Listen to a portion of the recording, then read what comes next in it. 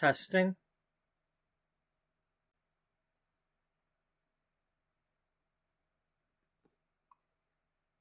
Testing. Okay. Welcome to episode 235 of Beauty Magazine, the Sims 4 story of a once thriving, now struggling fashion magazine.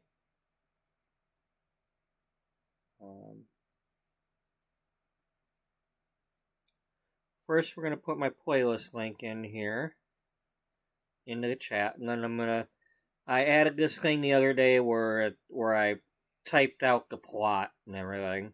So I'm going to add that to the chat in case anybody stops by and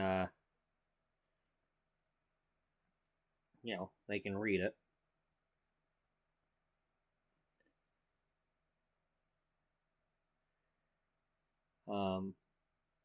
So bear with me for a moment while I type these out.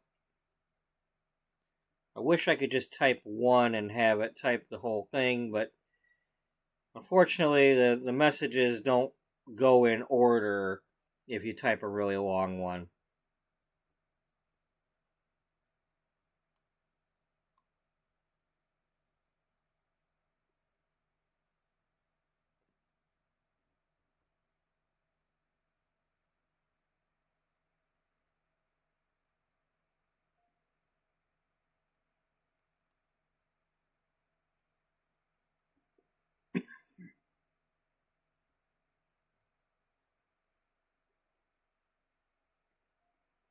Okay.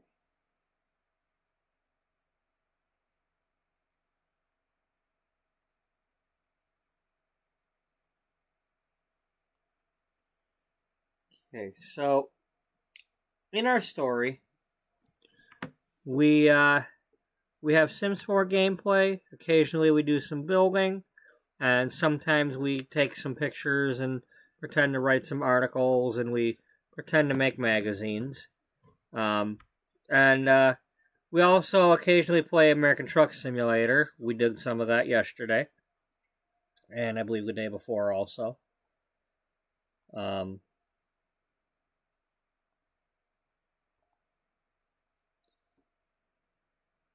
Oh, dumb me.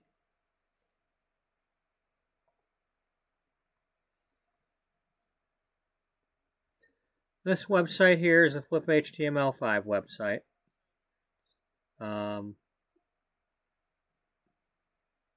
This was our, I believe, the April issue. Yeah. So our story takes place in 1998. I'm sorry, it started in 1998. It's currently 2008. So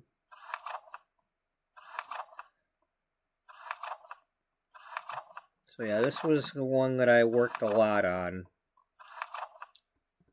When we started the series, I put a lot of effort into this particular issue with a whole article that I was writing. Excuse me. And, so.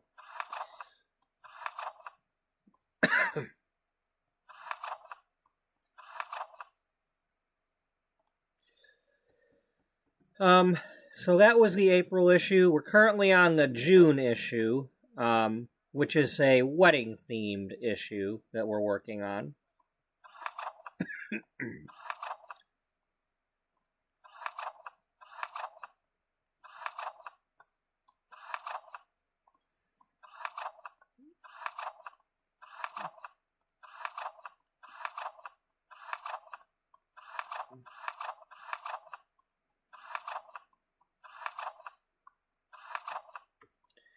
So yeah, I'm just slowly working on things here, and so yesterday's episode was not a very good. The Sims portion was not very good for me. I couldn't think of anything to do, and really spent a lot of time trying to do something but not doing anything, and finally ended up playing the American Truck Simulator instead. I have something I want to do today to get started on. I don't know. We'll see how things go. So first things first, let's get back into our main house. Well, it's not. See, it's not really a house. It's like our main building is an office building.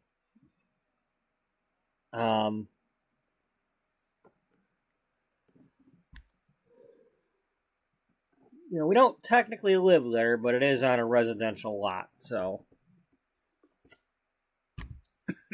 I mean, people can live there or spend the night if they want to, but it's, the building was not meant as a living house.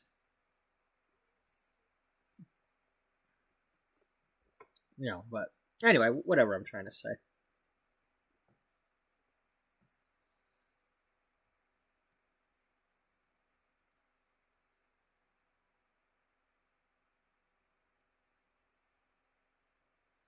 One of the things with The Sims 2, I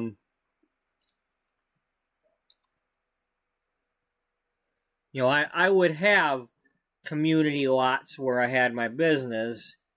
There was a lot of times when I would build something on a home lot and then make an identical thing on a community lot, and the community lots came in handy because when you went there, it was like time froze in the main world. It's like, so if you wanted to take your teen there, it's like they didn't have to go to school, or kids didn't have to go to school, that type of thing. They didn't have to go to work, so I really liked that, and we don't get that anymore, but that was cool with Sims 2.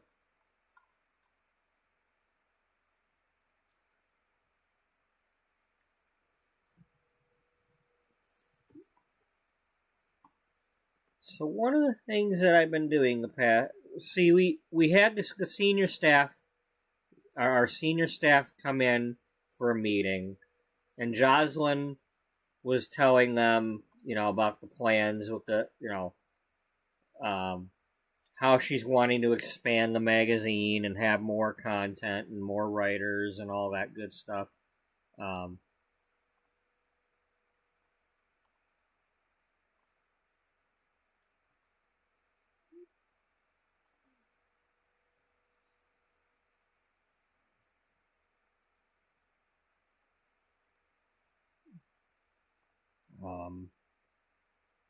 What I'd like to do, though, is I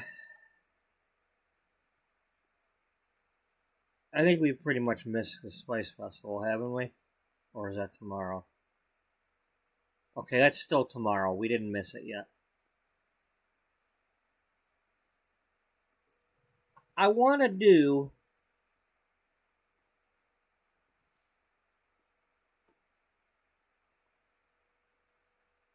I want to kind of continue on with this thing. Something like this for my staff.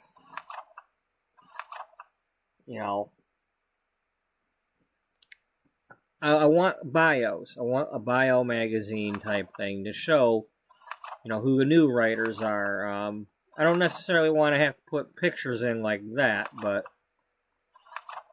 if I have to, I will. I mean, I kind of like doing this.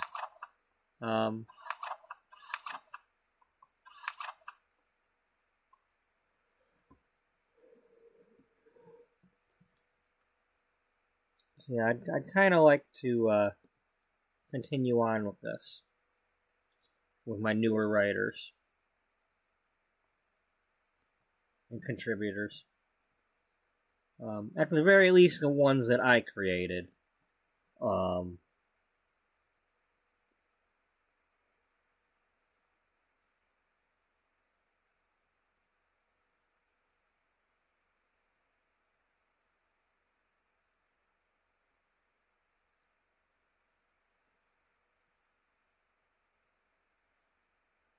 Yeah.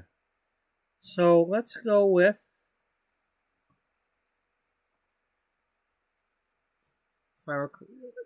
Let's do it in order. Let's do these in order of when I created them.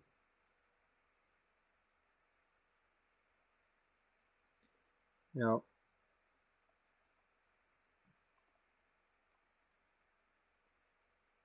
So I guess that means we would be either bringing them over or moving or going over to their houses.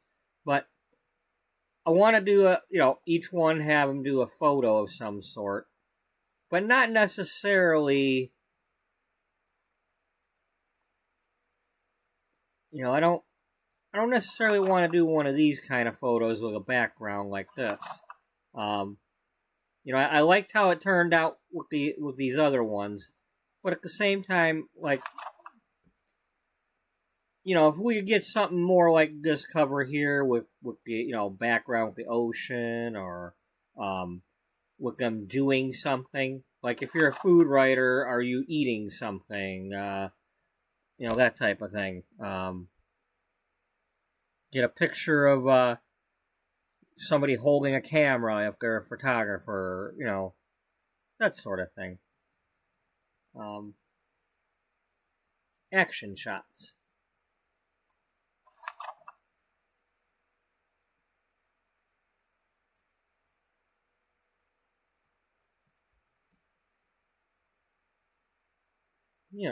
I mean, like these. Just I really like these things. I really want to get back into doing more of this stuff, and I don't do enough of it, and it kind of upsets me because it's like I want to actually make covers or pages or and not just tell the story all the time, but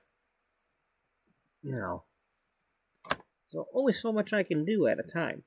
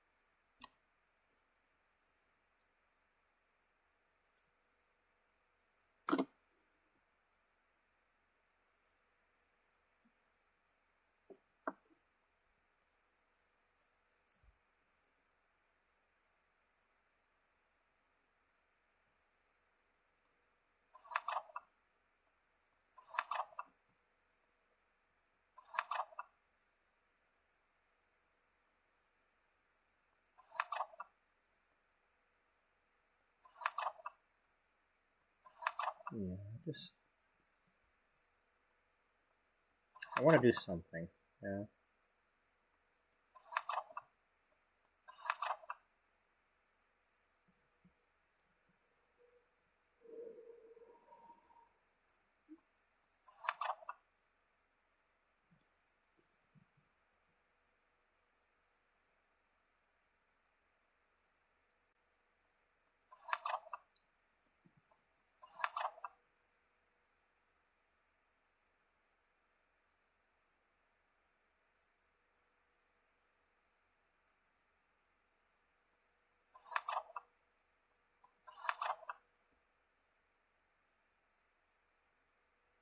Yeah.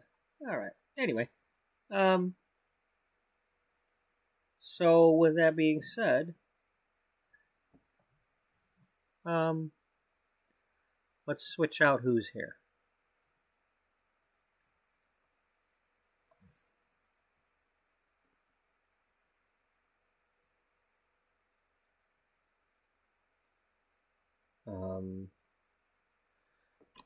We're gonna have Cody go back home, maybe.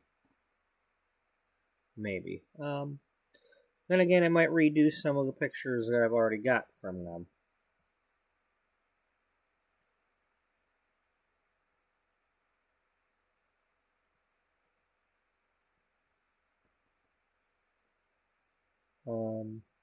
I don't know.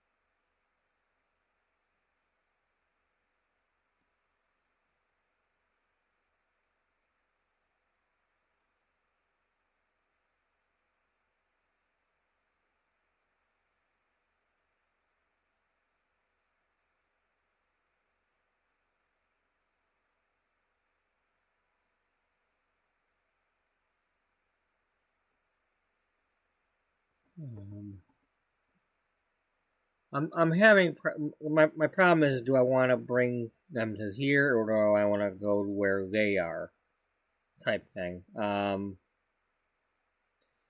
see, Rocky's not there. She's over here, and my photographer's in there too. Because I'm gonna have Benjamin Lloyd do the photography for this. Hey, Daniel. Give him a chance to take some pictures. So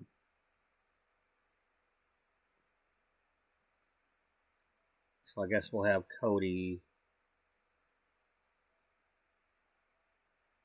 Cody can go back home.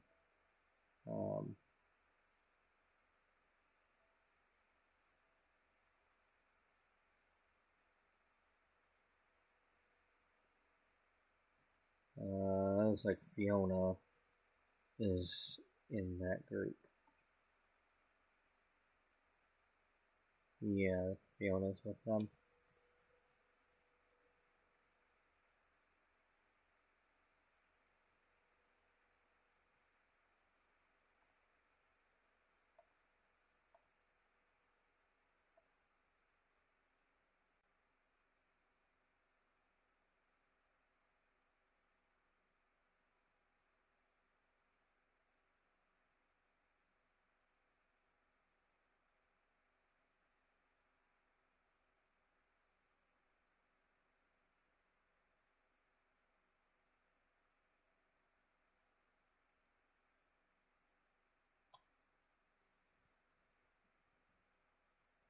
Yeah, have a good night too.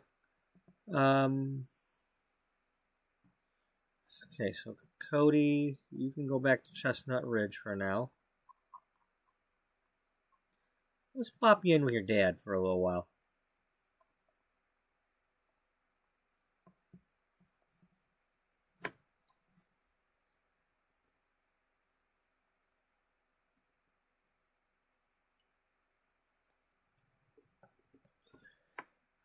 Basically, I want to do these pictures, and I want to figure out who's doing what, who's writing what articles, if I can figure something like that out. I mean, obviously, Claire Huron Norwood is going to be a food writer of some sort.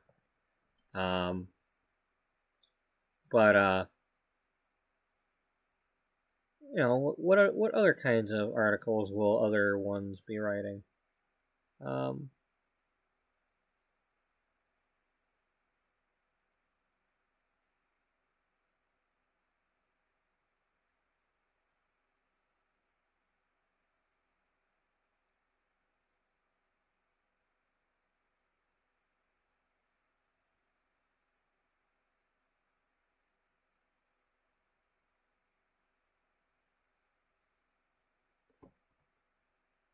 Okay.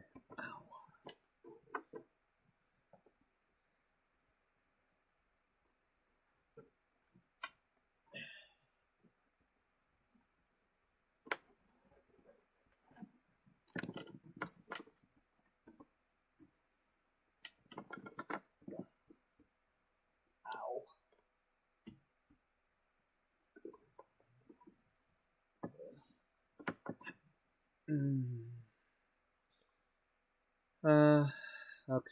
so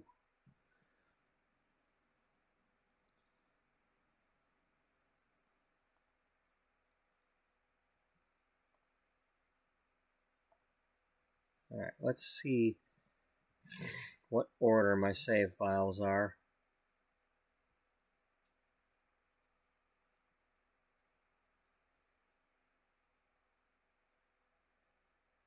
So I think I went Claire, then Rocky, then Crystal Stone. Not counting Collector. I added Collector to this thing, but I never really. I don't think I really played her much. She was supposed to do like the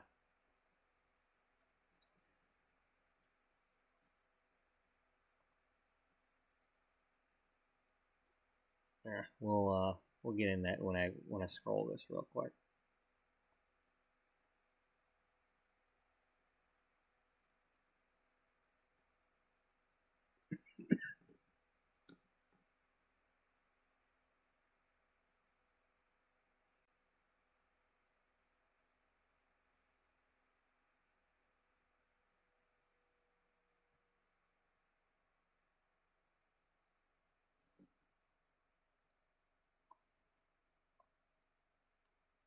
Okay, so Claire Huron, now named Norwood, and she was my first sim back in August of 2018. So we are officially 7 years later.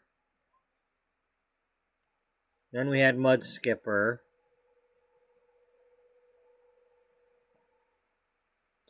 Then we had the fish guy, and then the Shea Cheese people.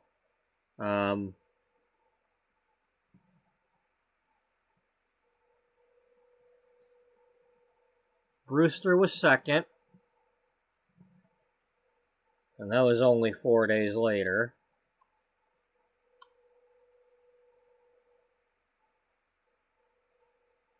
I played her for a bit.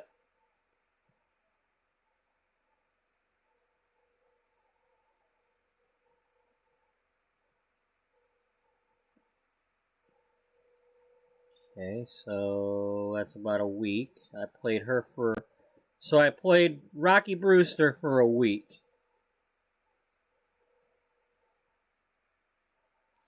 Then I played Cole Ector, and I think I was going to have her do, like, the plants and things like that. And then I changed over and created Crystal Stone instead.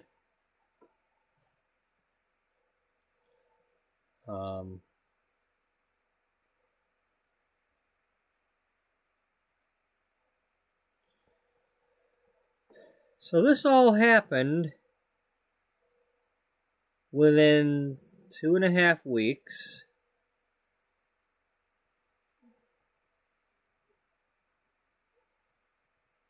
Okay, we're at the 3-week mark here. Yeah. So after 3 weeks, then I made Brookwater Creek.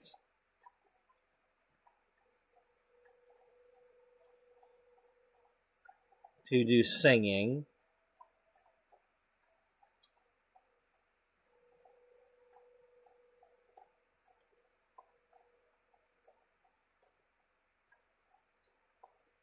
And then at the 4th week, I made Godwin here, or Goodwin. He's supposed to be like Clark Kent. I was trying to do a superhero theme thing.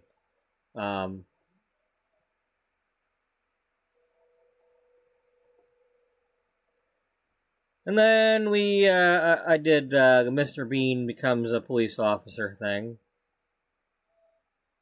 So that's my first month playing The Sims 4, is having those characters. Yeah,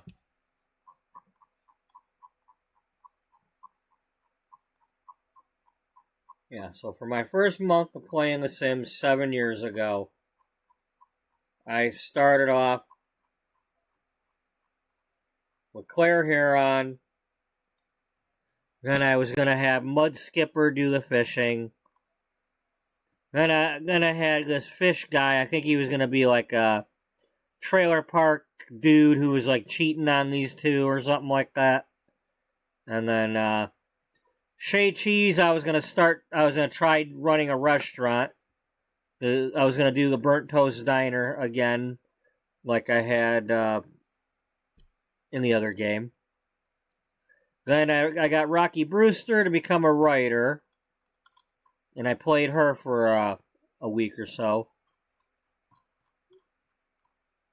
And then the collections thing started happening, where I was going to have Cole Ector, like Nicole, but Cole Ector, collect some things.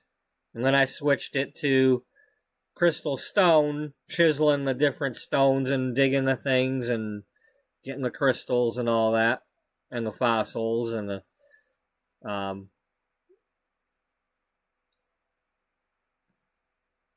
so basically I had her, doing all the collecting and getting her handiness skill up so that we could go to the grotto cave.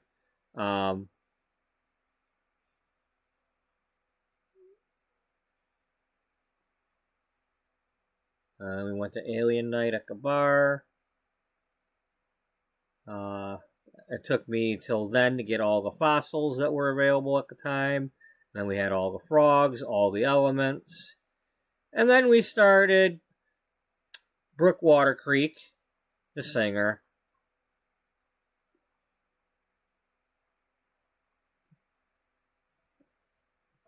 And then, Mr. Goodwin here, and then Mr. Bean. And let's see, how much did I play him? How many days did I play him? I played him for about 4 days.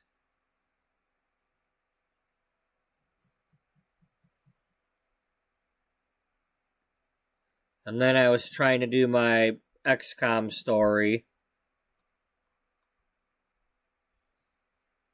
And that took me a week or so, to try to do. And then the thing is that there was an alien that was going to read Claire. I put Claire Huron into the game, into this save game, and one of the aliens was going to like read her mind and then clone themselves to look like them, or wear a disguise to look like her, and an imposter. And then there's the XCOM operatives that I was making, the soldiers.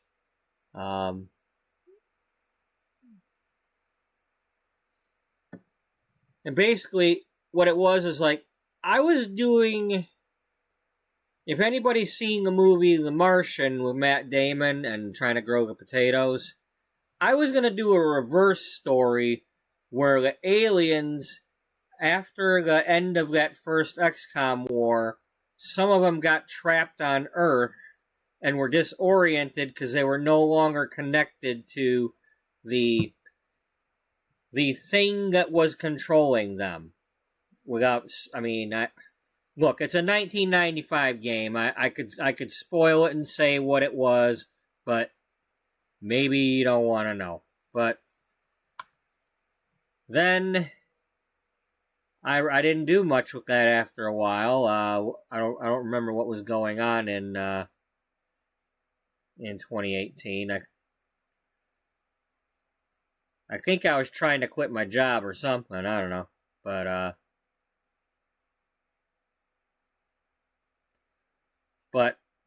it looks like I didn't touch The Sims 4 for another 2 years. Well, a year and a half.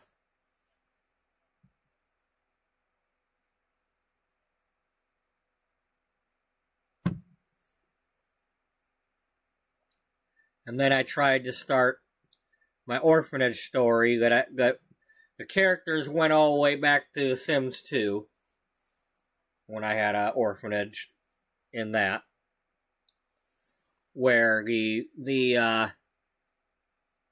Miss Hagatha Hardship here was using child slave labor to paint paintings.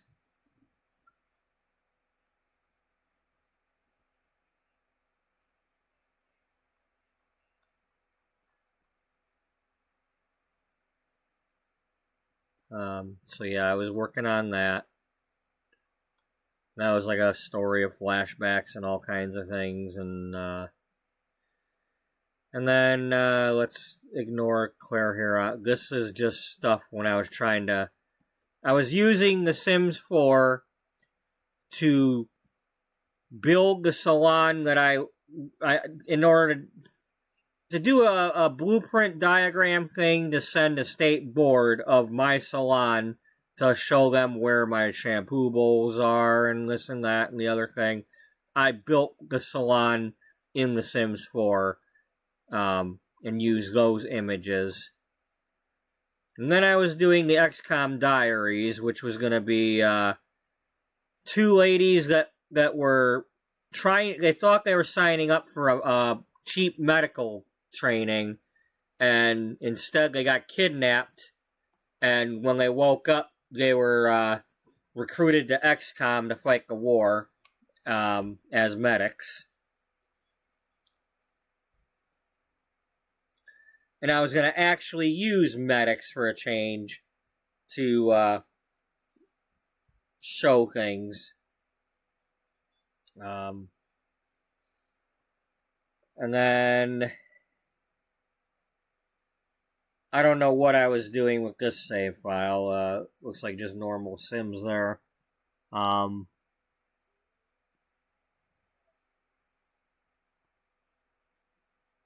to find out?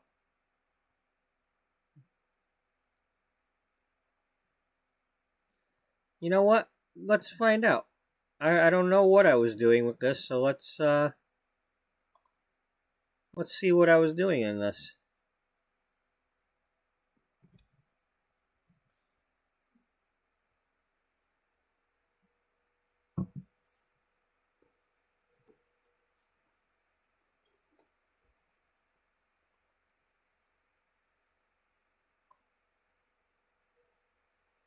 Okay, that's me. Got John there. The Bailey Moons are up there. Oh, that's Judith Ward's house. Why do I keep thinking she lived there?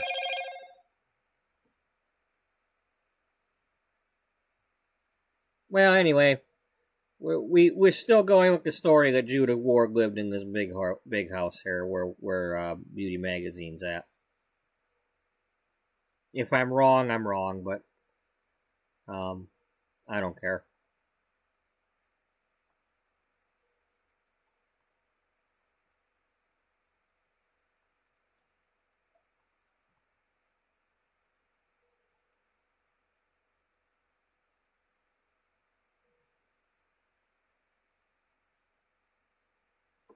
Maybe I was doing a PB Sims thing? No, because you don't have this knocked out.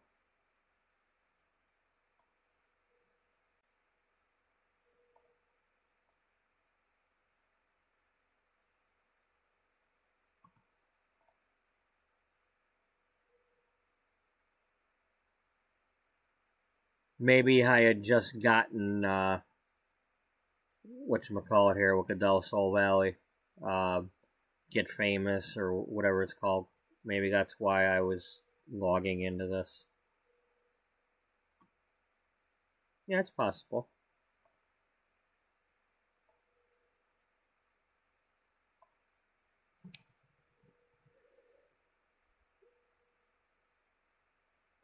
Okay, so it goes Claire, then Rocky, then Crystal, then Brookwater Creek.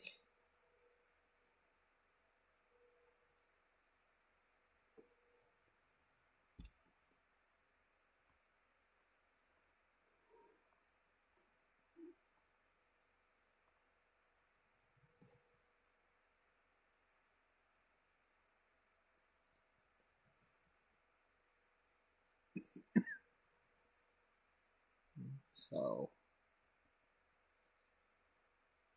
then after that, we were doing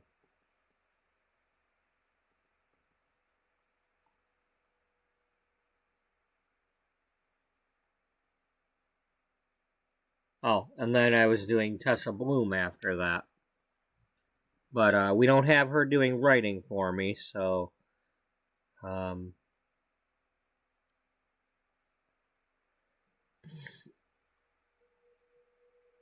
so then technically the next one would be Haley Houghton, because she was the journalist in this game.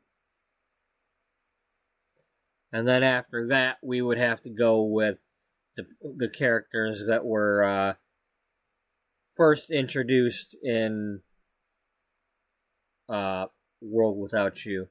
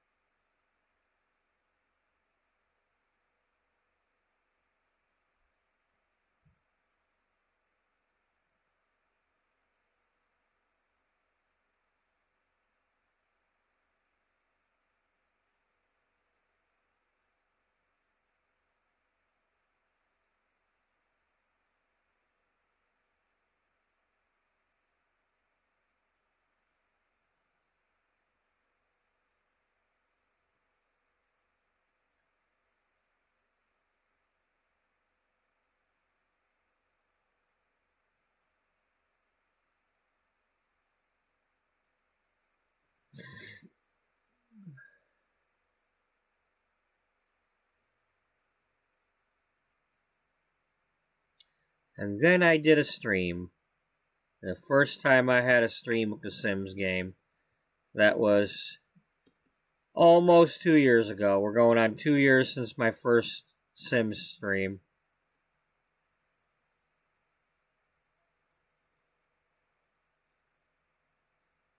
That was on the 5th of September of 23.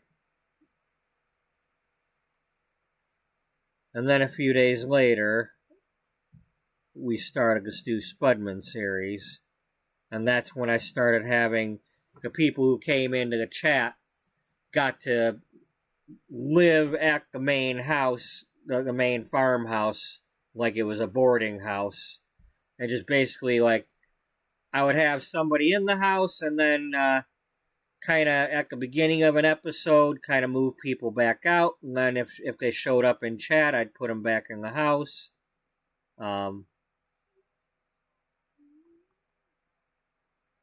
And sometimes they would die, and I'd have to replace them and then their ghosts would be flying around while a new version of them was around.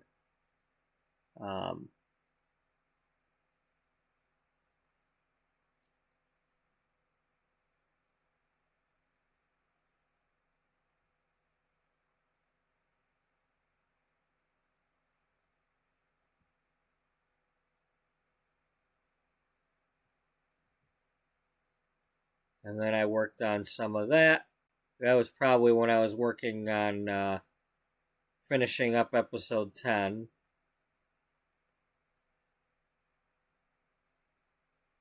I probably did that because either I was on vacation, I might have been on vacation that week and had a little bit extra time, and it could have been also possible that maybe like the internet wasn't working that night or something. And then I started doing some building episodes, some streams when I would just build something.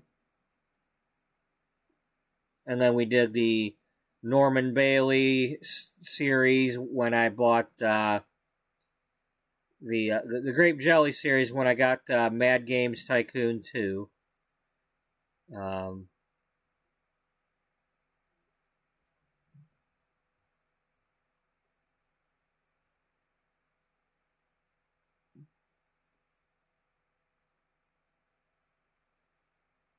and then the Steve Max stuff, and then a little Happy Holidays thing I made. And I still have the save file from Trailer Park Boys XCOM, but I didn't. Unfortunately, I had made an episode of that, and I was gonna start that and do it, but I chickened out because I didn't want to deal with any like copyright crap or whatever.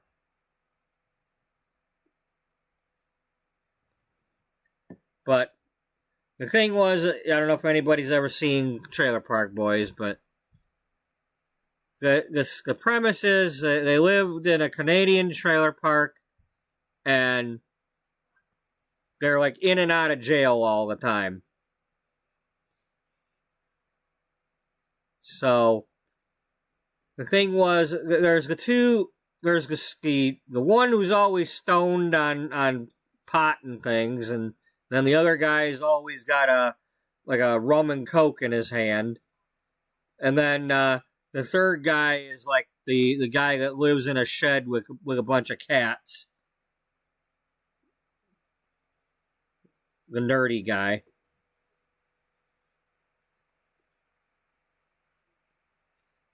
And one way or another, they were, one thing leads to another where they get out of jail, go back to the park, then the other two idiots are scheming to get rich quick, and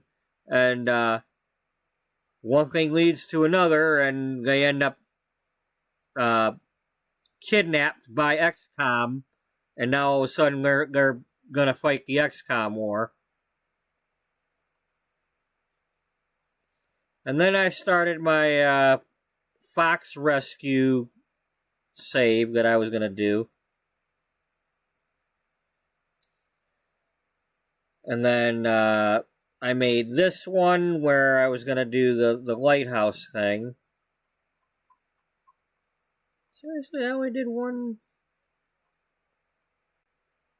Did I really only have one save file for that?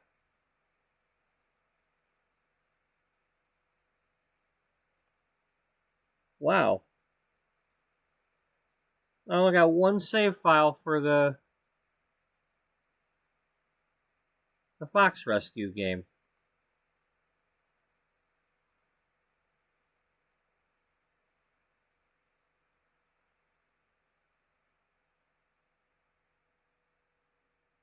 And then we started getting into Beauty Magazine.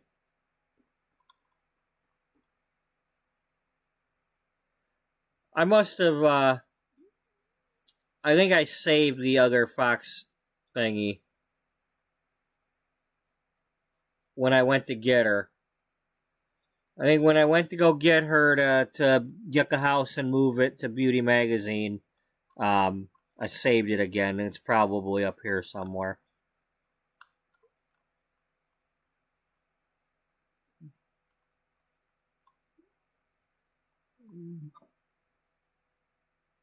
Yeah, I don't know what this is.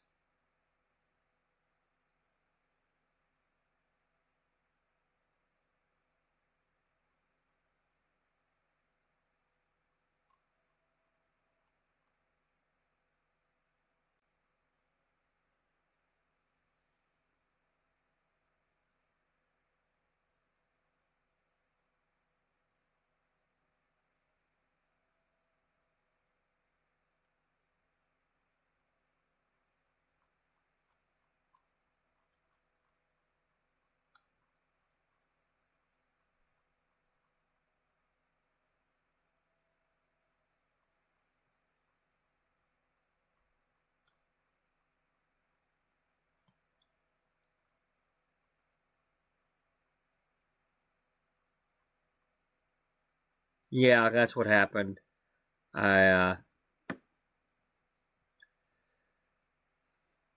Maybe I only did 2 episodes of that.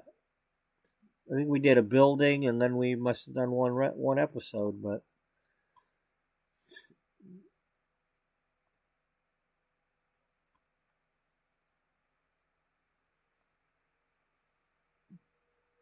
no, I 1, 2, 3, 4, 5, 6, 7. Damn, that's at least 14 to 15 hours worth of content there. So, I don't know. Maybe I kept saving to that one.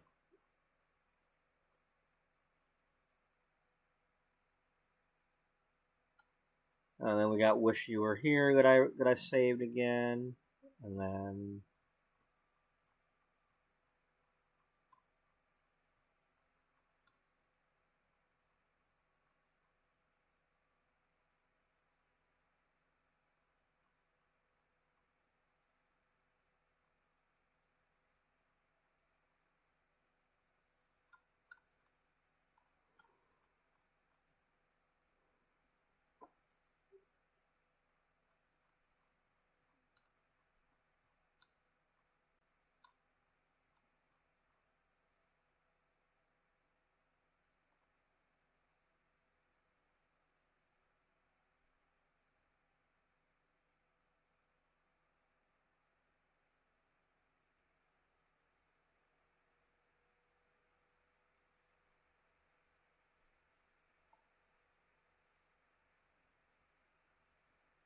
okay, so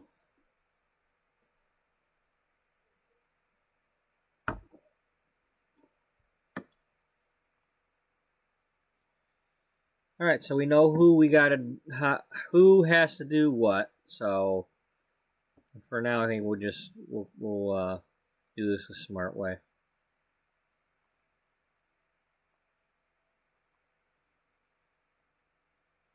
Stop trying to faff around with everything.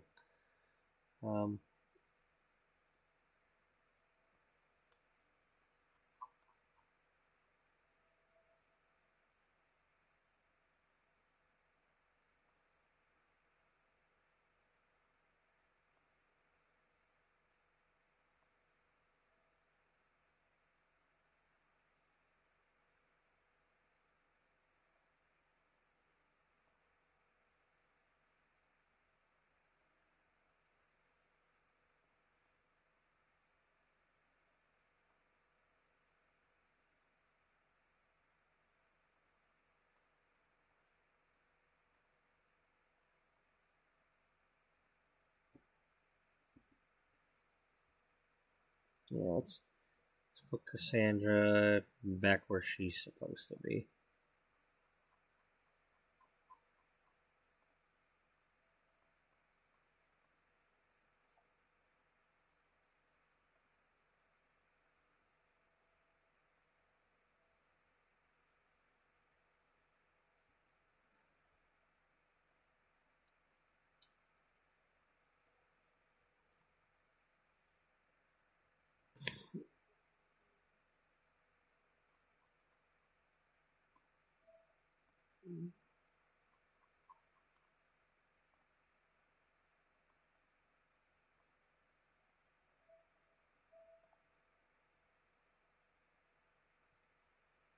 Okay.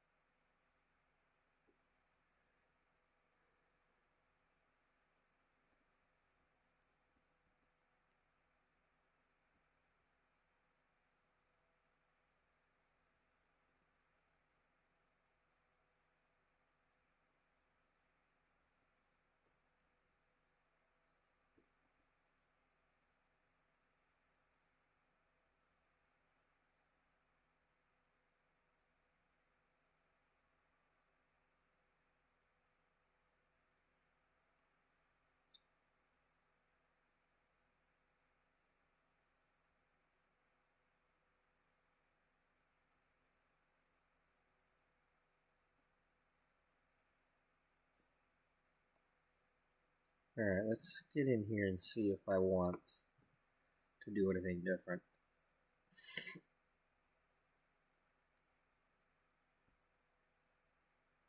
We could have them both go to the Spice Festival together.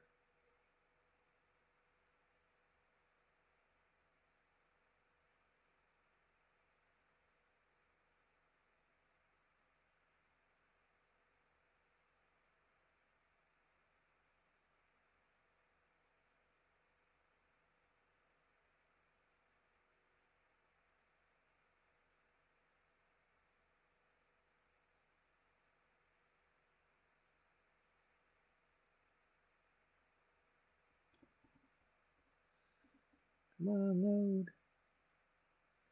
So, the project I'm kind of wanting to start here is mainly going to be trying to take pictures of the people, the new writers that I'm wanting to write for the magazine, to do like bio pages or something of that. You know, whether I actually write a bunch about them or just have a picture of them doing something. But I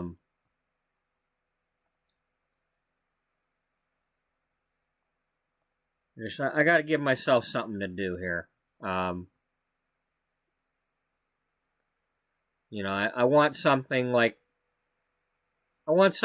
we did for the beginning of the magazine way back when I came up with these characters. I like having visual aids like this. I like this. I mean, it's no different than, you know, when I made this other flipbook thing.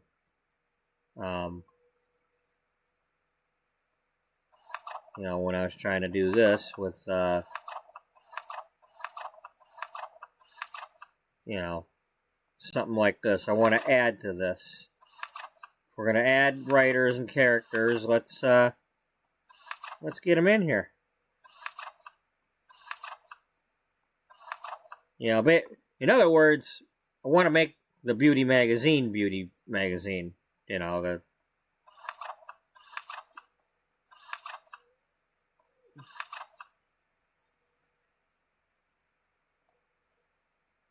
and the thing that I was thinking about is, as Jocelyn's trying to come bring this stuff together, with her putting her plan in motion and everything, I think she should go and have a meeting, initiate a meeting with Simon Barnes to lay out what she wants to do with this magazine to try to get the sales up, to try to, you know, maybe buy some time with him, maybe say, look, I'm actually taking what you're saying seriously, and I want to, excuse me, I want to get more sales. I want to get more revenue for the magazine. You know, no different than trying to put together a proposal for some investors or something, or a banker to go get a loan, or, you know. So, at some point in the near future, I'd like to have her go have that meeting with him. Will she involve Beatrice or not? You know, is she going to go without her there? Is she going to check in with Beatrice first? Is she, you know, how's it going to go? I don't know yet.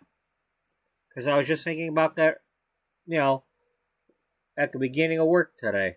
I was like, you know, she should probably have a meeting with him.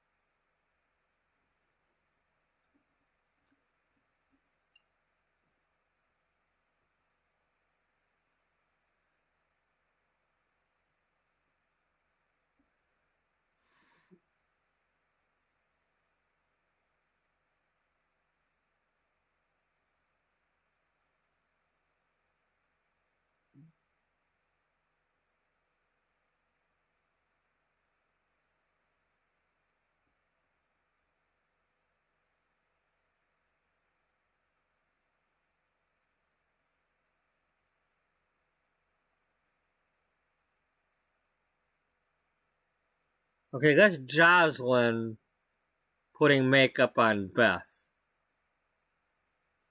So, yeah, we're not gonna... Okay, she was like giving her a lesson. That's why.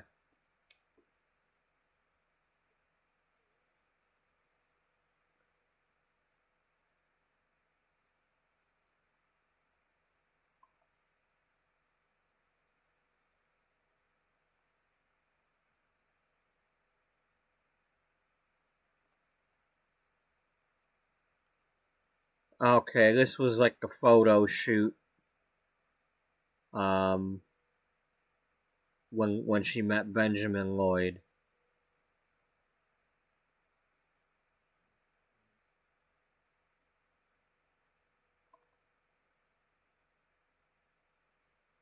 And that's how the building looked before we changed to the glass walls.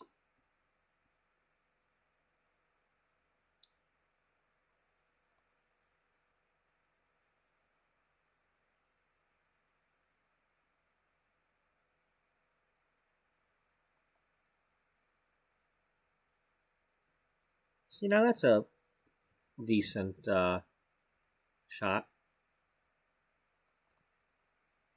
Something like that.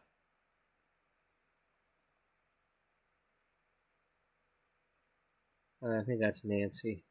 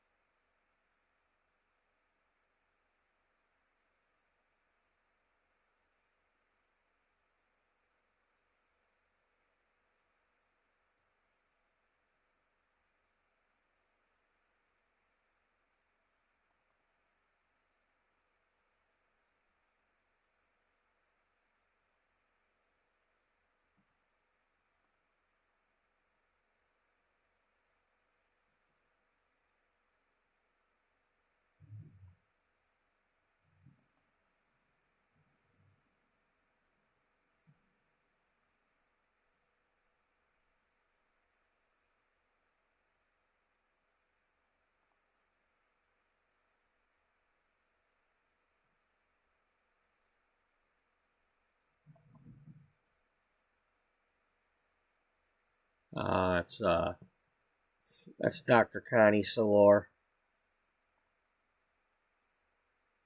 She's from my orphanage story. Yep.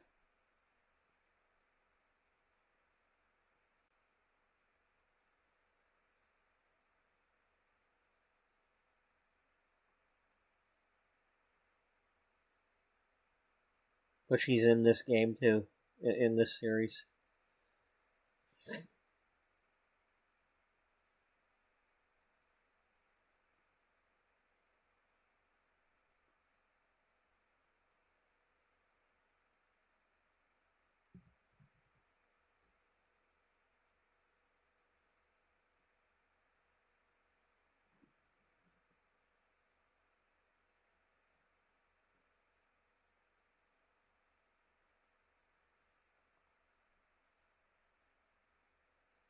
Hey, look, it's Harold.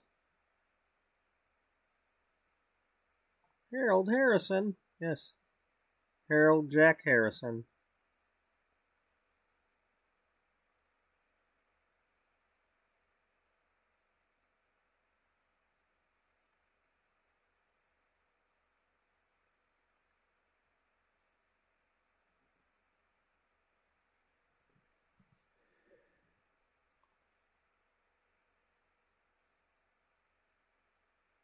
Oh man, that brings back memories. Yep.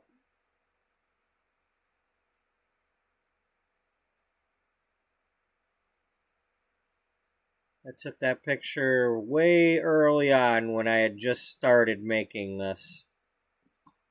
I was like still working on episode 1.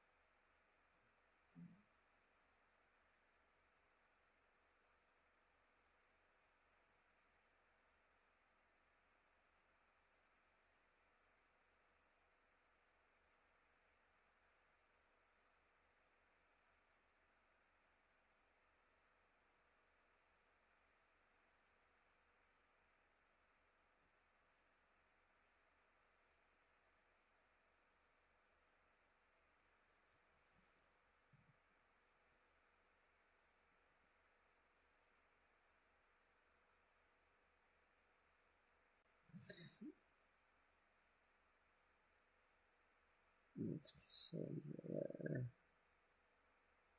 Where was this? Like a romance festival?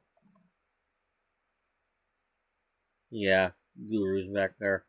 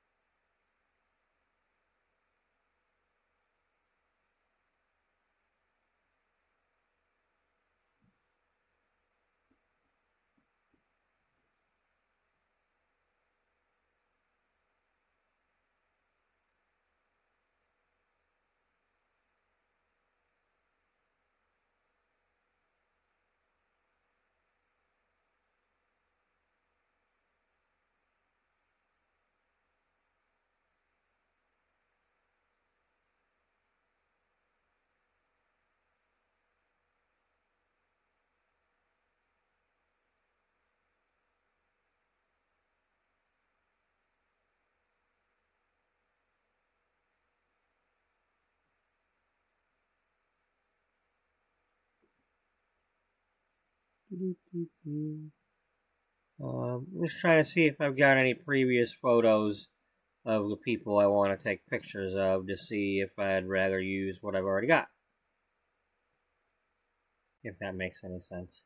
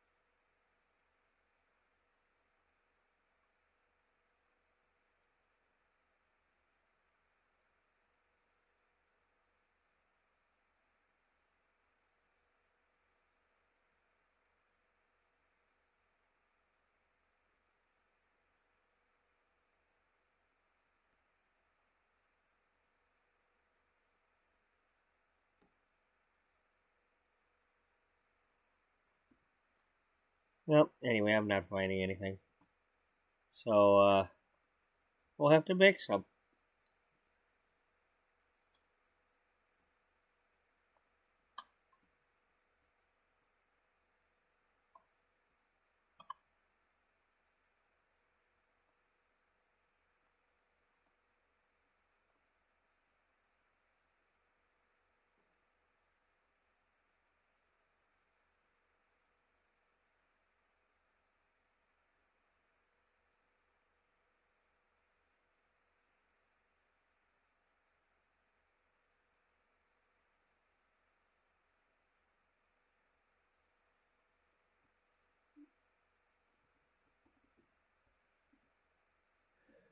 Alright.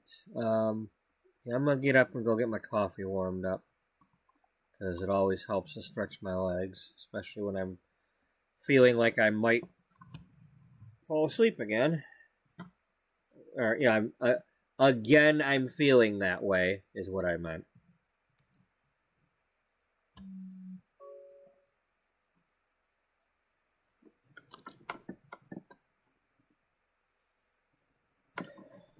So, I'll be right back. Let's see about getting some photographs going when we get back. Some photo shoots.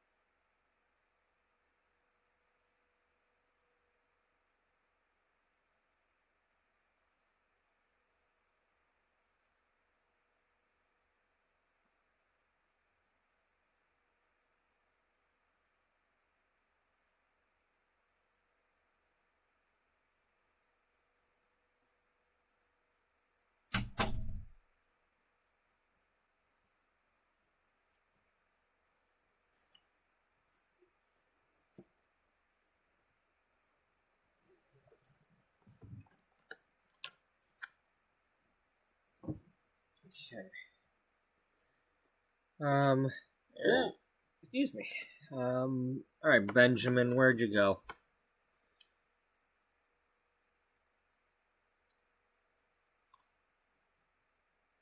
There he is, okay.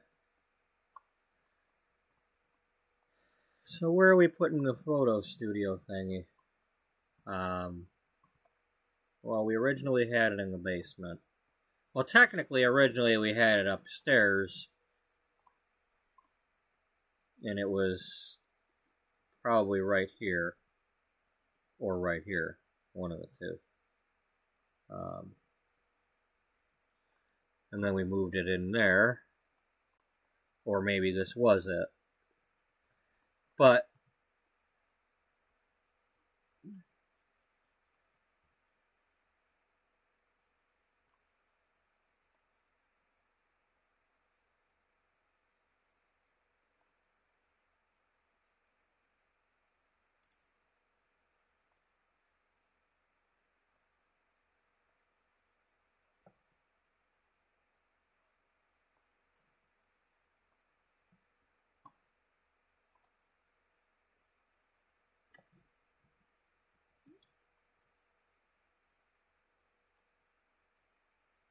I want to try to get picture, like, for example, if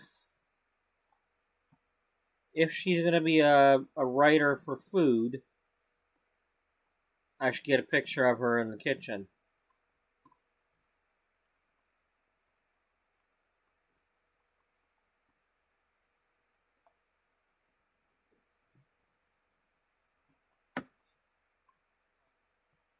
Either in the kitchen or... That's right, I have an idea of where I want to have her be.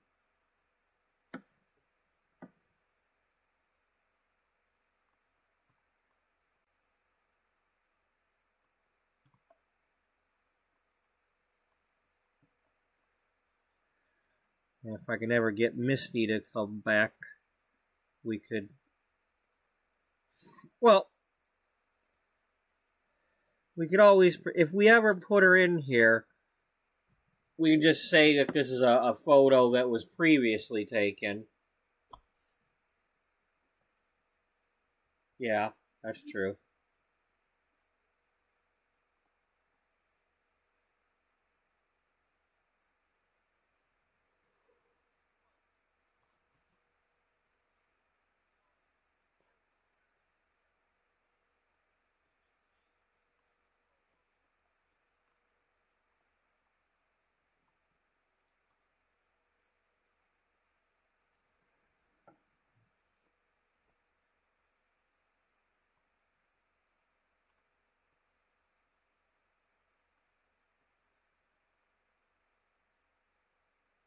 Okay.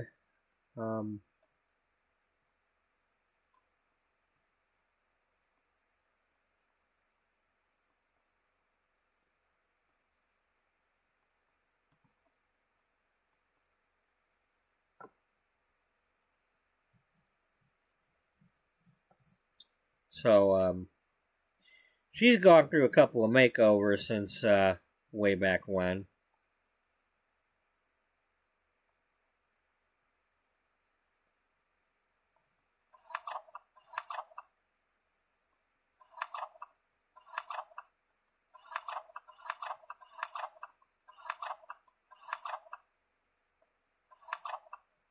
Yeah, she's not looking like that right now.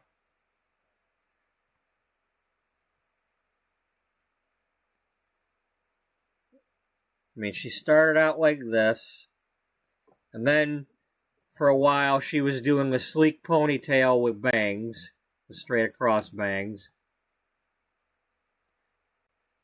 And then she did what she's got now. She did this to herself. And then her friend Beth put the pink in.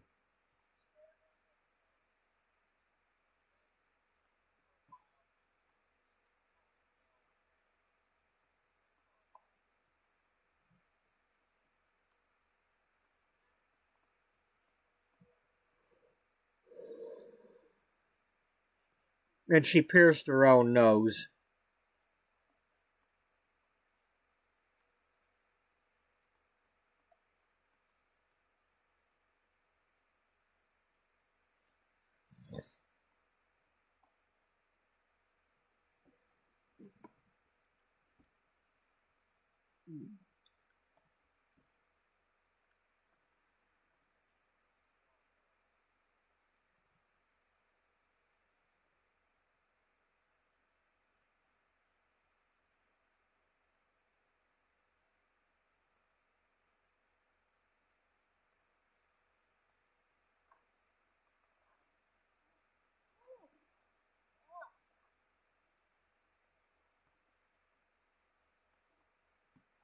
Well, that's what she was actually doing to herself.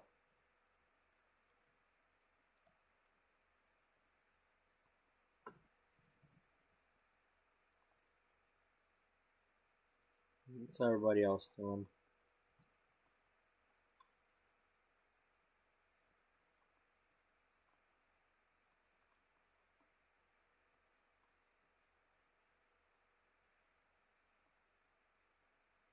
Okay, you're just, you're wanting to go dancing, alright.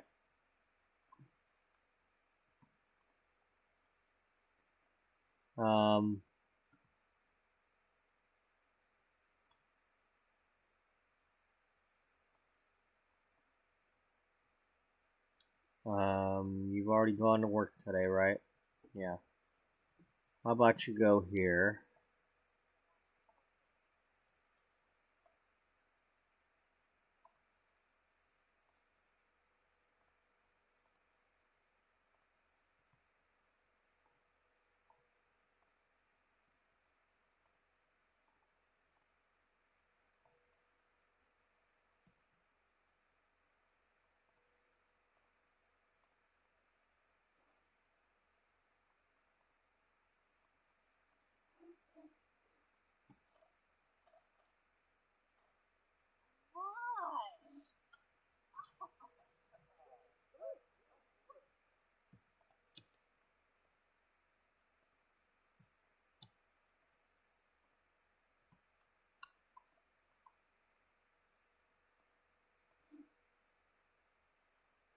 Whoa, Caroline.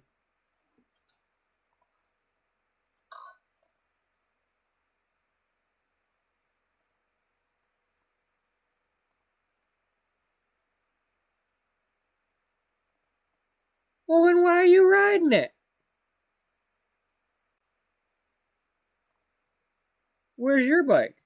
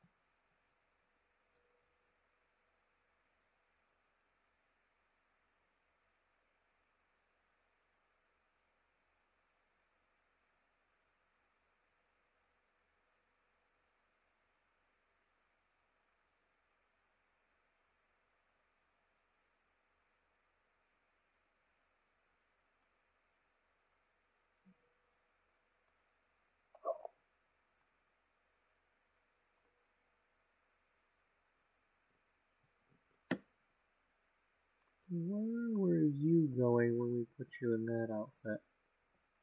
Okay, I think you were just showing up to the meeting. Okay. Now, Rocky, what were we gonna have you write about? Now, obviously, we could have you do short stories, or I mean, it's not a kids' magazine, so you trying to write a children's book is not really something you should be doing.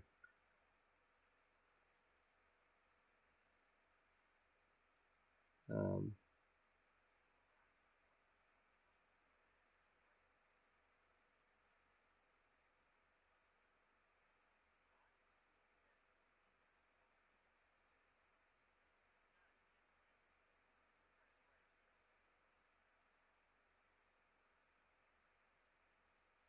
Okay, that's a little bit delayed.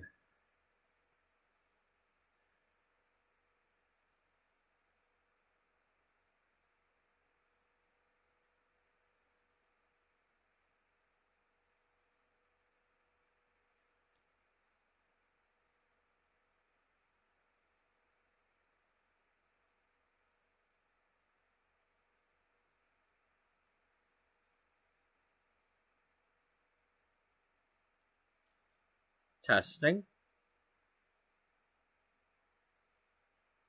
Okay, that's less than 10 seconds.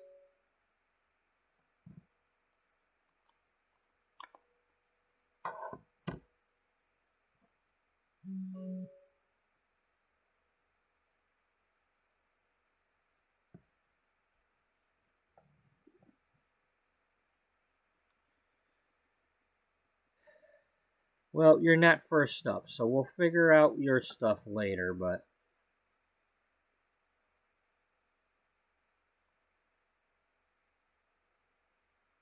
Claire Heron, you are first. You're having a midlife crisis. For some reason, you're not happy with your husband. Your brand new husband.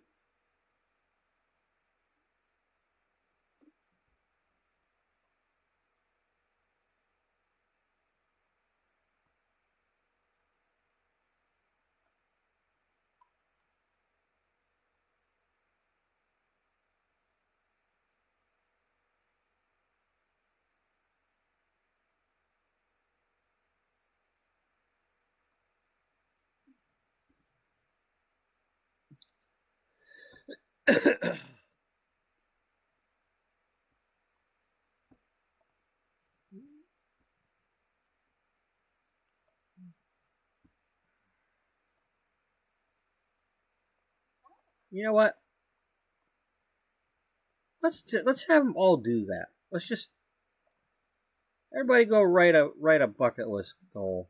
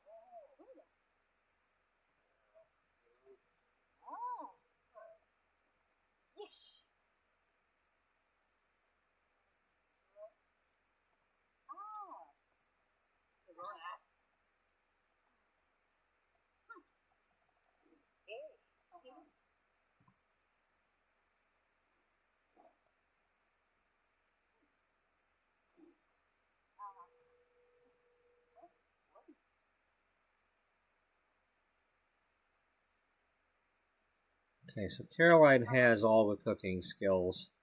The only thing she wouldn't have is doing all the market, all the pantries, the vendor stalls. She hasn't done all those recipes.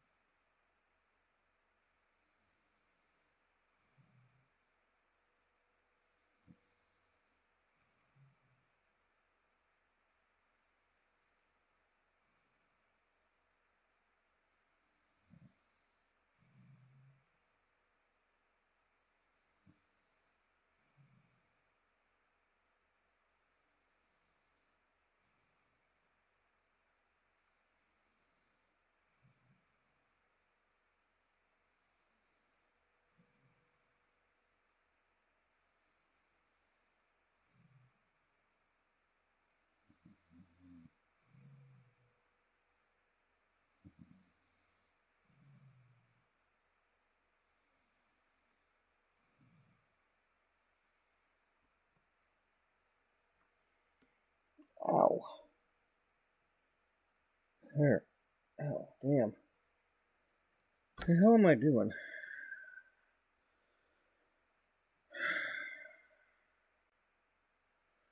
Trying to stay awake, that's what I'm trying to do. I'm failing.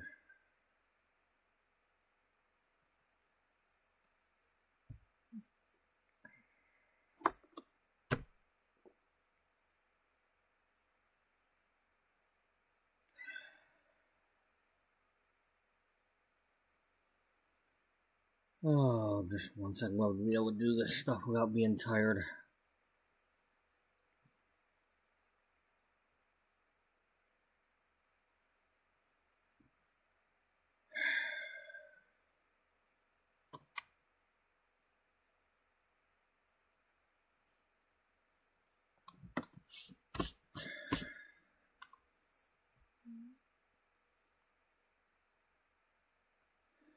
Well, that was fun, wasn't it? Yeah.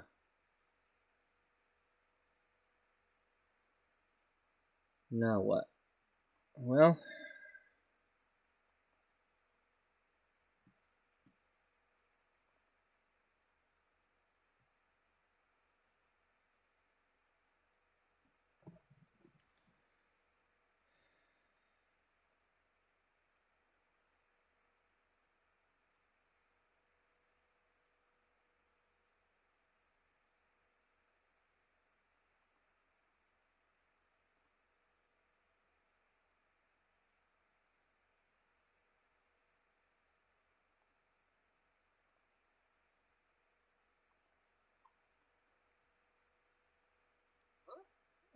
that's not who I was. No. Sit your arse down. I thought I was.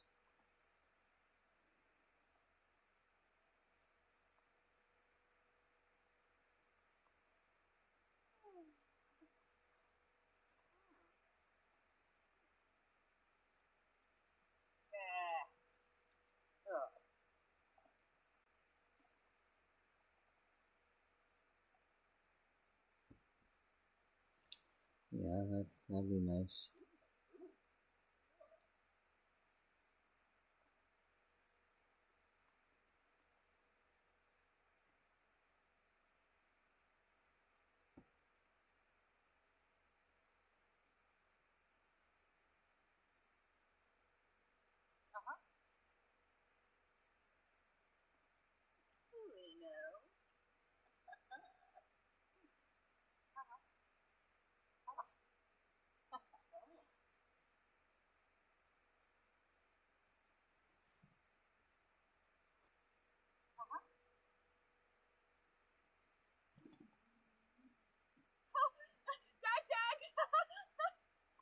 Damn! I don't think I've ever seen him act like that before.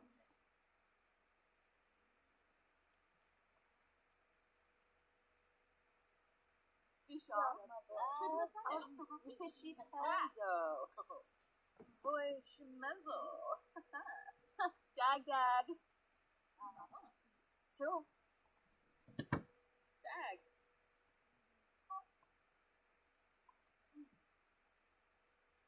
Ben Fahab. Gula Shaka.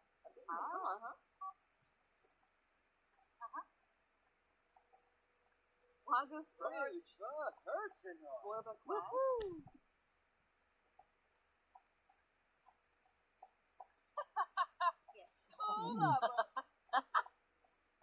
Morongi? DZ Vodna. Oh, fricka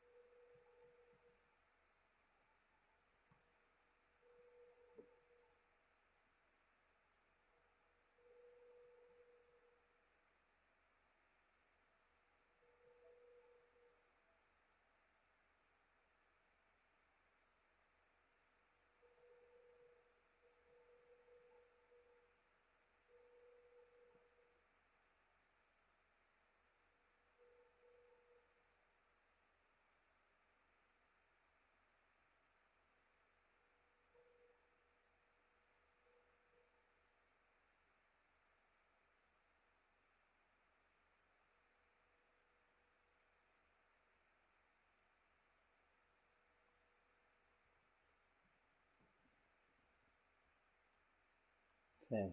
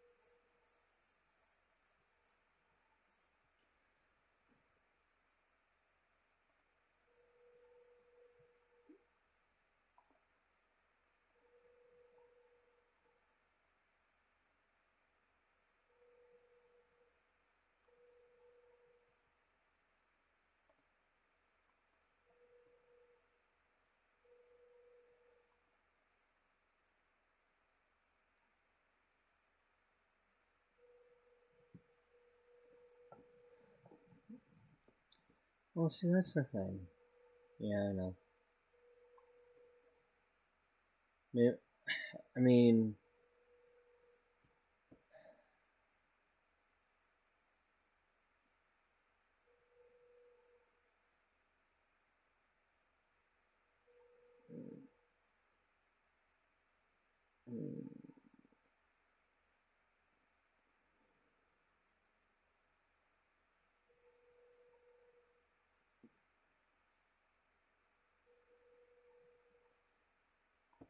okay, well, she was wearing this hat before she was. Yeah, I know. And she supposedly was a student of hers. Yeah.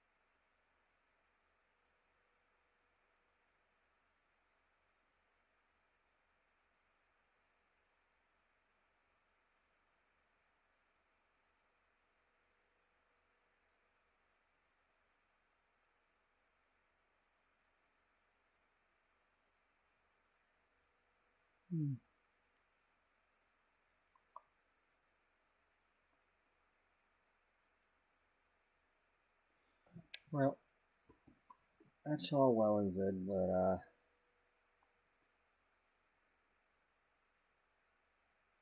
what's our backdrops?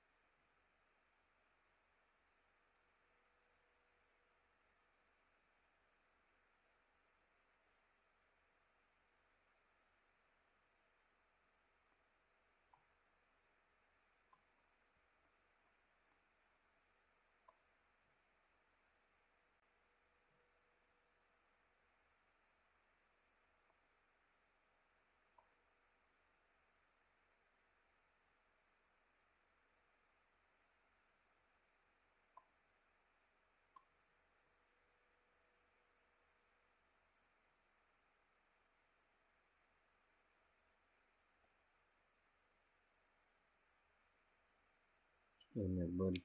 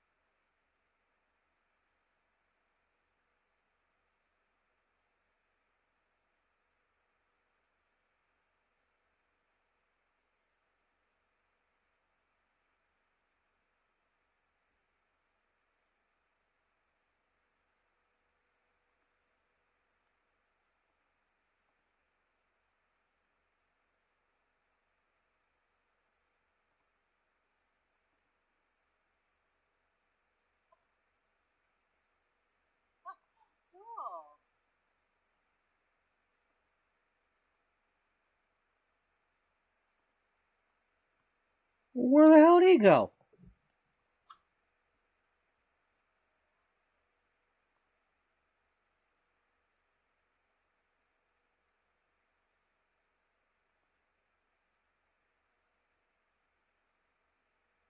God damn!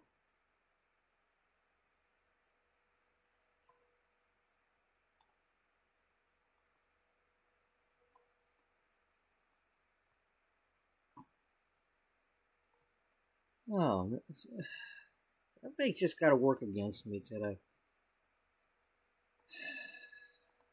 You know, I was kind of looking forward to this all day. You know, having an idea of what I wanted to do. But here it is, you know, I'm trying to put the plan into motion and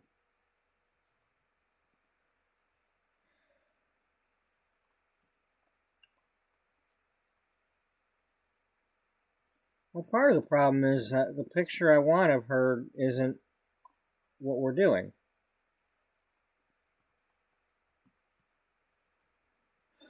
Okay, well, and the picture of Sequoia is not the one we're taking. I think I want to get one of her in front of her bakery. Maybe.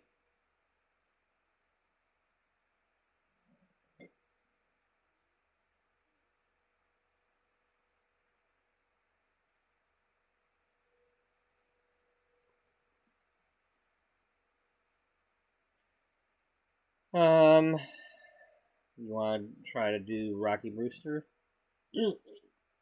Well, give us something to try.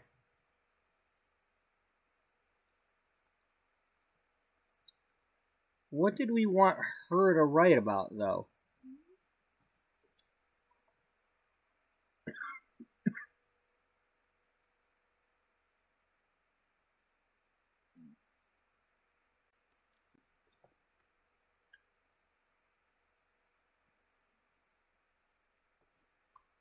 Let's see, we got her doing the Simfluencer stuff.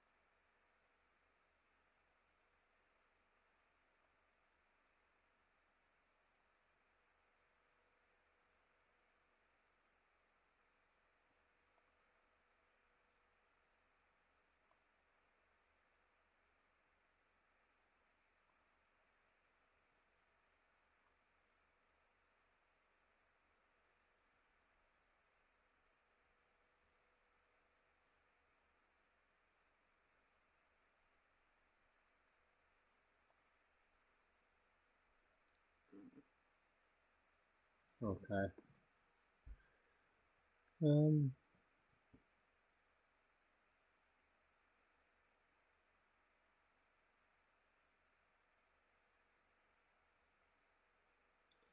Making reviews. Maybe she could be one of the consumer people. product tester, shopping stuff.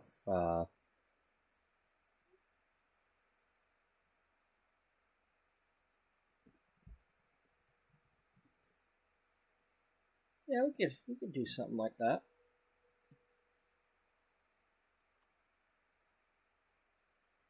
I mean, originally she wrote children's books. 7 years ago, I had her writing children's books.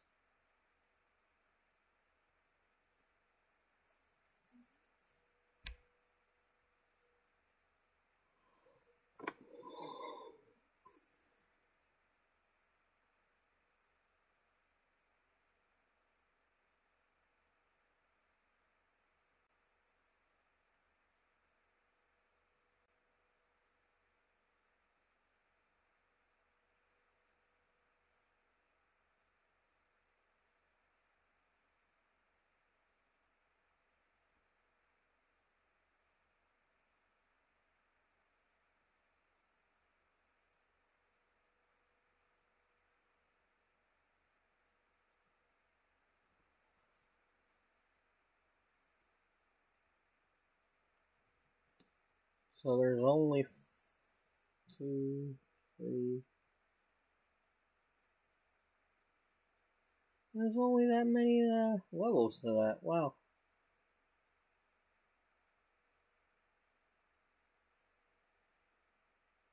So what do we got her as right now? Okay, so she can get one more promotion.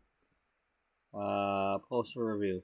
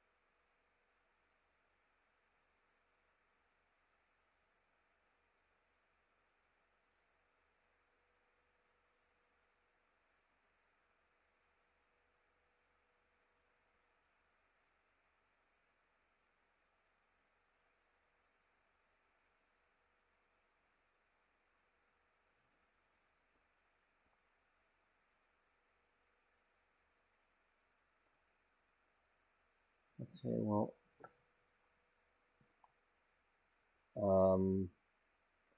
did we have to use that other thing to do that?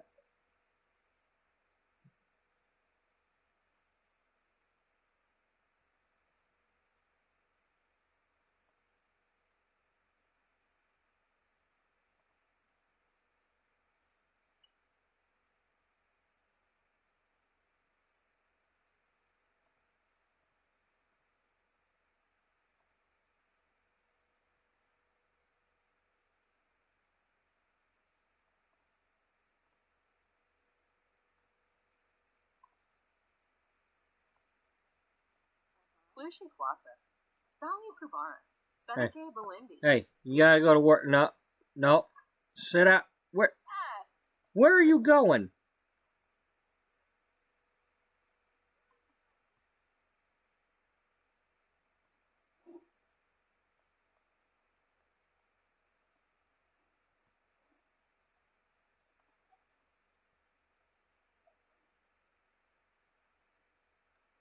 Is this game just gone ape or something? Everybody's getting up and going somewhere else to do stuff.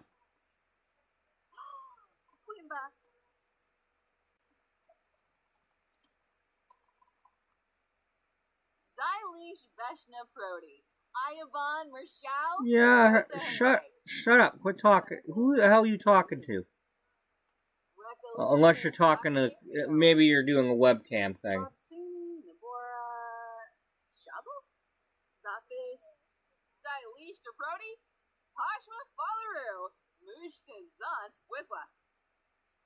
Harfeen Gloss, and Ball Floof, Emka Shishatab.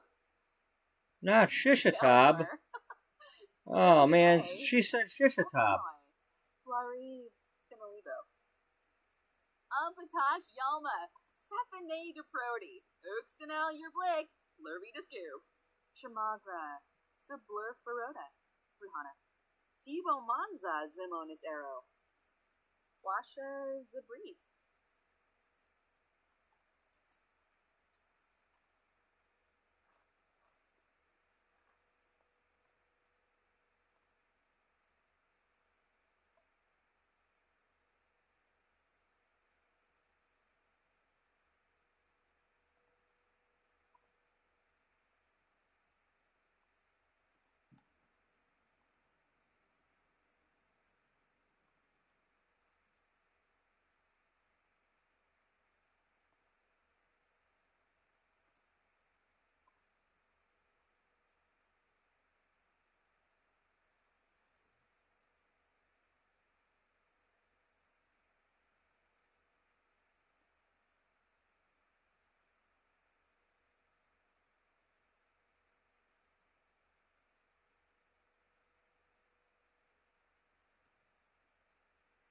Oh, I gotta click on something.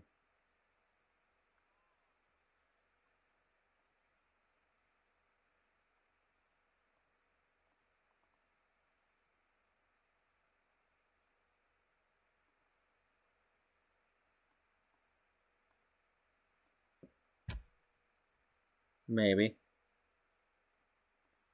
Well, you said chessboard.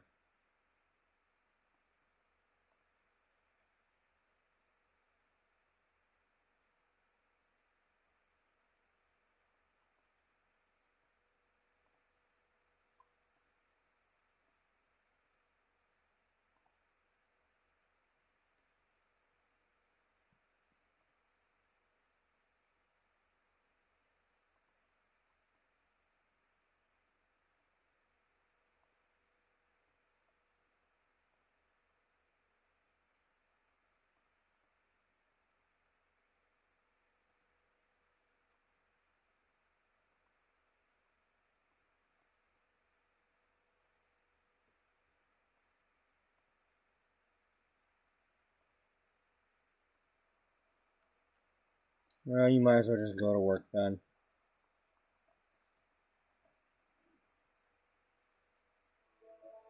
You only work for 2 hours anyway.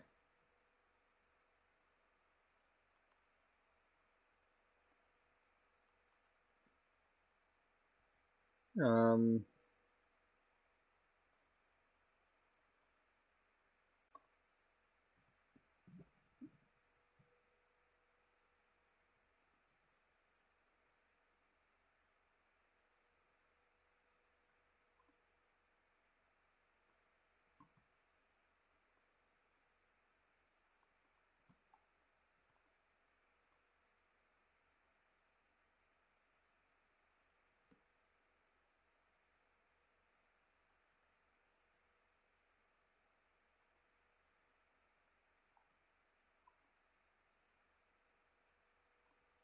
Alright, let's do that. Where's Jocelyn at?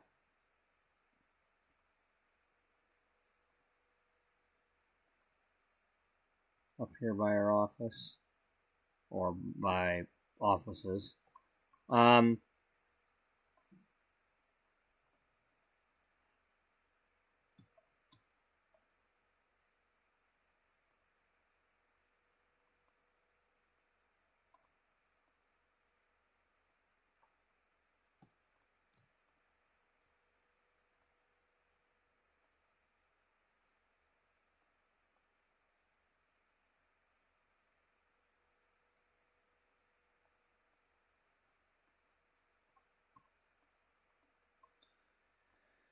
So, let's really quick rehash the Benjamin Lloyd story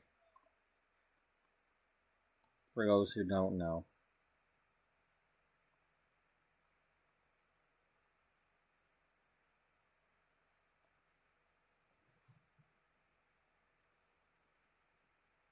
So,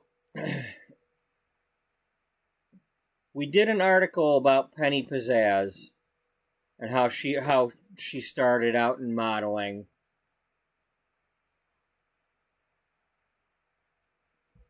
She was working for the her first modeling. Her first agency was Star Echelon Modeling, and one of the employees or owners or managers or whatever the hell he was Benjamin Lloyd here. And he was, a bit of an asshole, but then again, at the same time, he was just enforcing the contract. I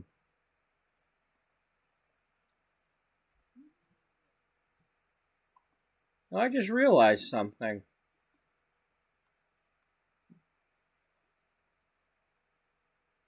Haley's in here.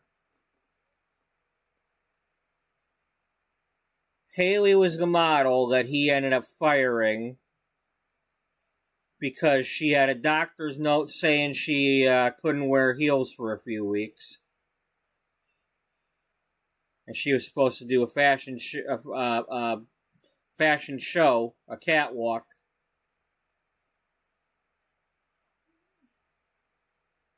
And he ended up firing her. And then soon after, he then gave that gig that day to Penny Pizzazz, and then offered her the one in New York a few days later.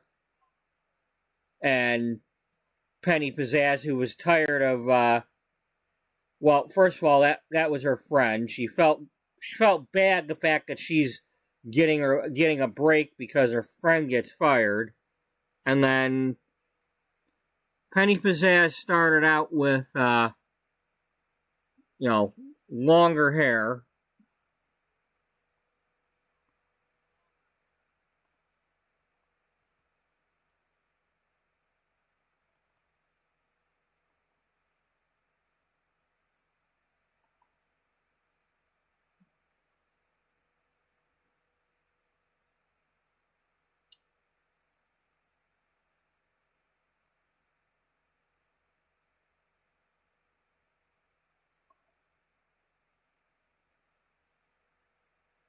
So, when she was discovered, she was about 17 years old, going on 18. This is what she looked like. She had long, fairly long hair. She did this was for the department store that she was working for. They were doing a back to school catalog flyer thing. And that was her big break. And then the modeling agency came and offered her to be a model. Star Echelon came and offered that to her. But the thing that happened was, every time she did a photo shoot,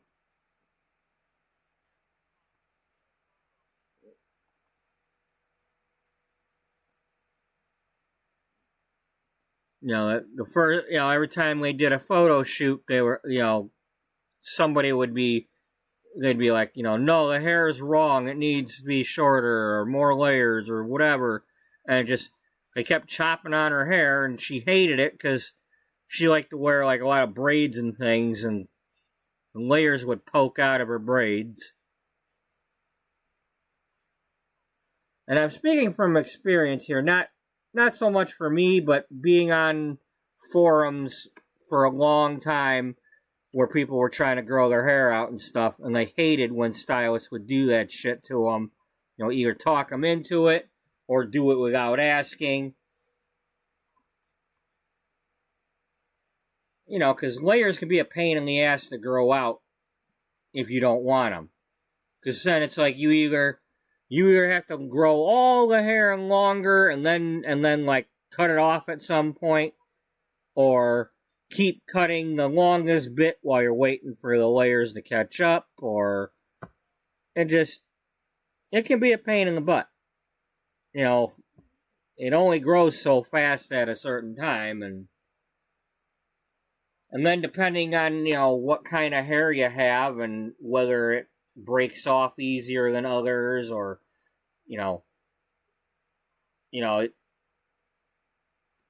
it can be, if you've got hair that's curlier than others, sometimes it seems like it takes forever for the hair to grow out, because the hair will be growing and growing and growing, but it's like the curls are just getting tighter and not hanging down any further. So unless you're, flat ironing your hair constantly, you're not going to notice how long it's getting.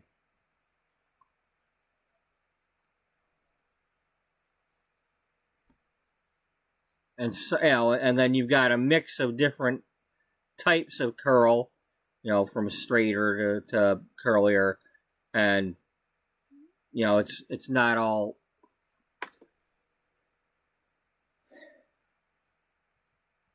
Yeah, it's just different lengths, and anyway, she was fed up with it, and by the time she got to this one over here, where this was the day that Haley got fired, and Penny ended up wearing this dress, which turned out to be the debut of Helena Rose making this dress. And then a few days later, Penny was going to wear the black dress with the cherries on it.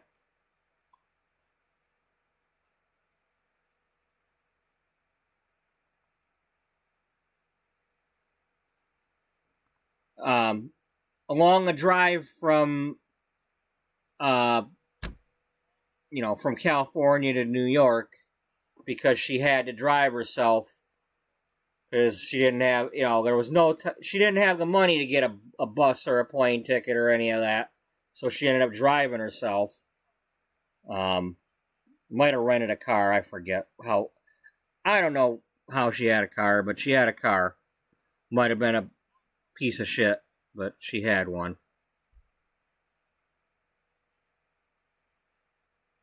Anyway, she stopped at some little house with a salon in the garage along the coast, and she didn't care if she was going to get fired, and got her hair cut the way she wanted. She was sick of the layers. Well,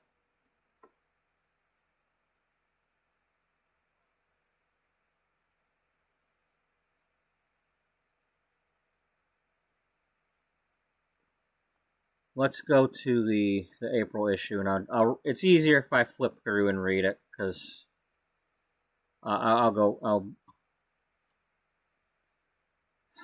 assuming that somebody new is watching this, and I'm not rehashing this for people who have already had me do this.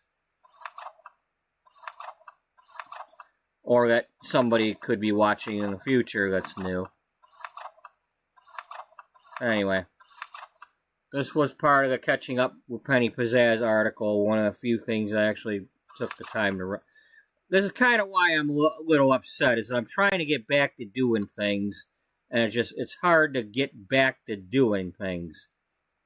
I really wanted to work more on these magazines than I have.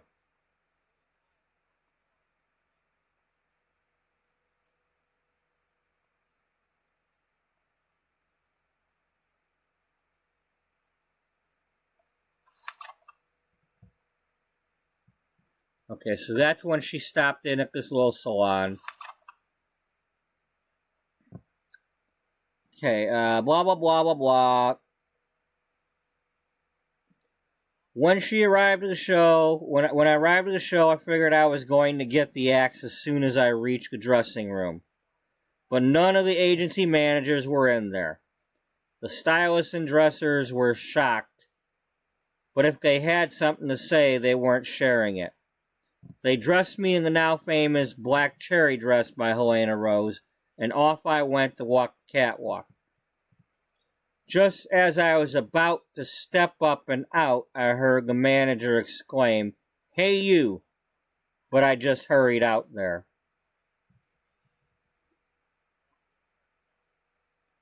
Okay, long story short, the show hadn't actually started yet. She walked out here, got to the end of the thing, realized there was nobody doing anything. It's just, photographers were setting up and stuff.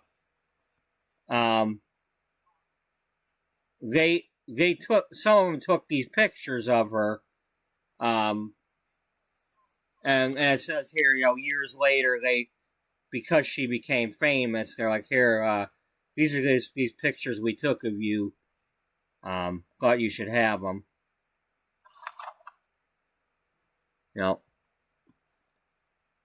So she was just kind of standing at the end of the thing, like a deer in the headlights or whatever, like an actress who forgot her lines. And so he's like, I was standing there like an actress who forgot the next line when I heard the voice again. Oh, wait, what did it say?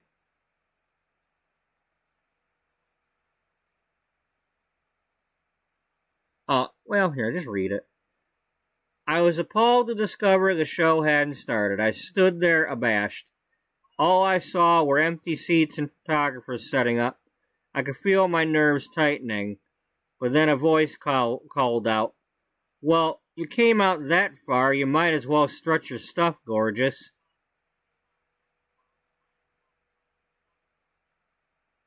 So I sheepishly strolled down the runway to the end and stopped. I had not had much training on catwalk strutting, nor proper turn posing, so when I reached the end, I just sort of paused.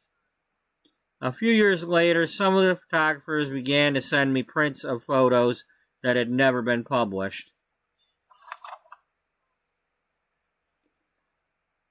I was standing there like an actress who forgot the next line when I heard the voice again, this time from directly in front of me.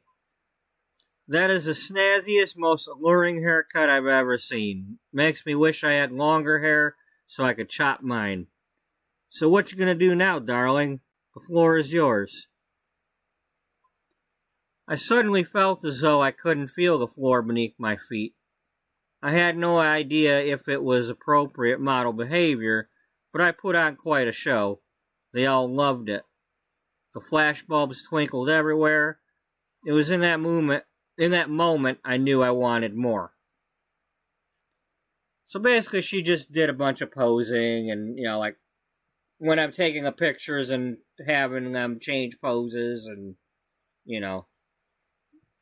And I was taking the same picture from, like, 2 different cameras so I could get, like, the front view and the side view of each one.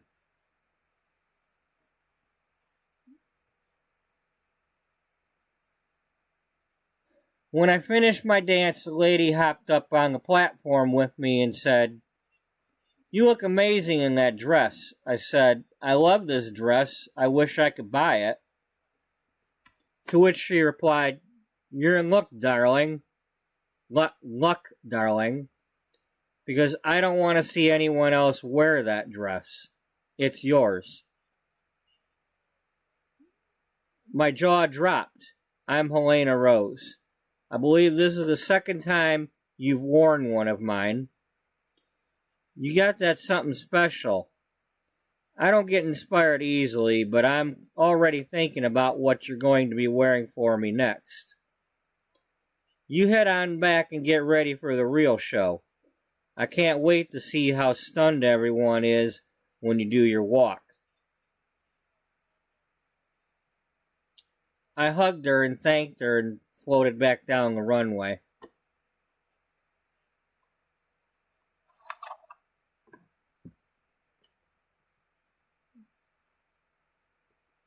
And this is a picture of them actually talking to each other.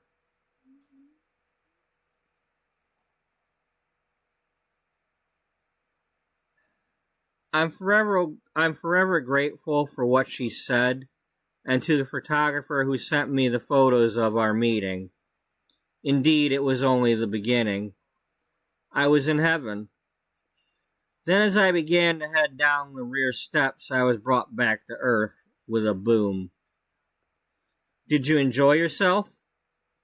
I hope so, because you're not going to enjoy the talk we're going to have in a bit. But first, you're going to finish the job I'm paying you for. Get in that dressing room and let those other laggards earn their keep. Then you're going out there and you'll act professional. If you have any clue what that means, you giddy dimwit. I always mess this up. Dimwit. I keep saying dimwit.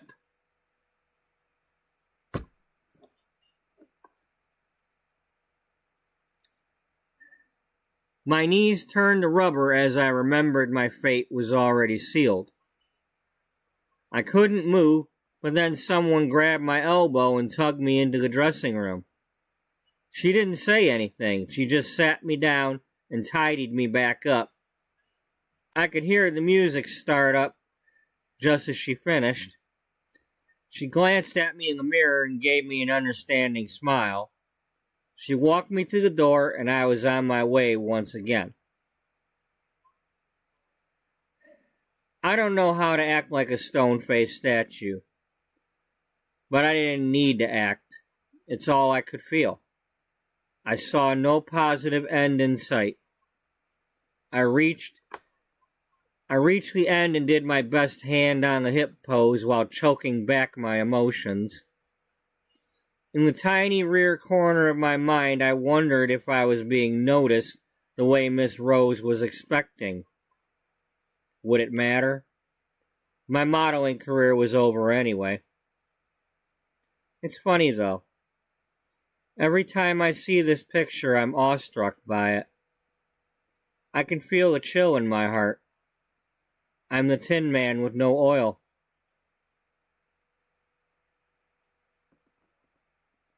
Would anyone help me? How could they? I knew the rules. I broke them.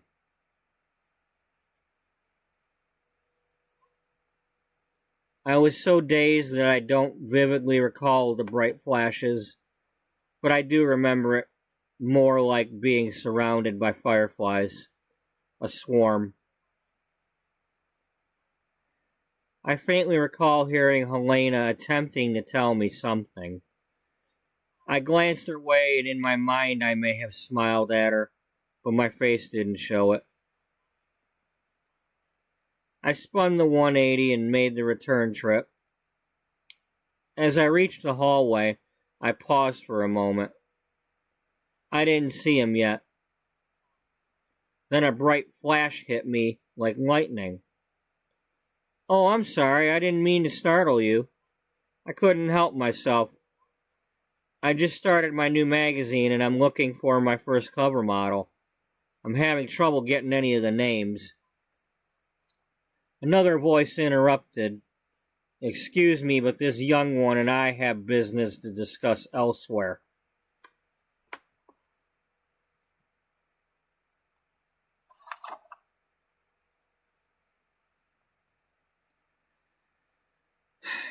He led me to the dressing room and then said, Well, I hope you're not as ignorant as you look. What did I tell you the other day? I'm sure you remember. I call the shots. Did you really think you could get away with doing that to your hair? No. I can see it in those cold eyes. You knew this was coming. You want out. Well, you can have your wish. Just a few notes. You're not getting paid for today. Also, I hear you were given that dress. Your contract states that all gifts or royalties are subject to my approval and are subject to confiscation. You there, help her out of my dress and box it up. I want it waiting in my car in 5 minutes.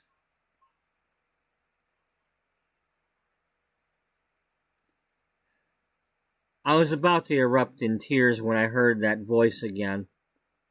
You hold it right there, Jack.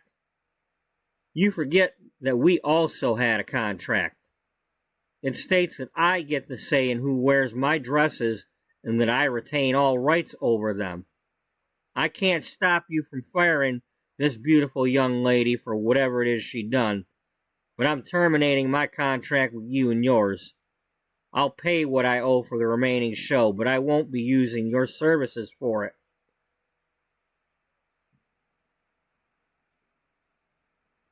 With that, he stammered out of the room. As he left, that lady from the hallway entered. She said, I overheard from outside the door. I'm sorry, dear.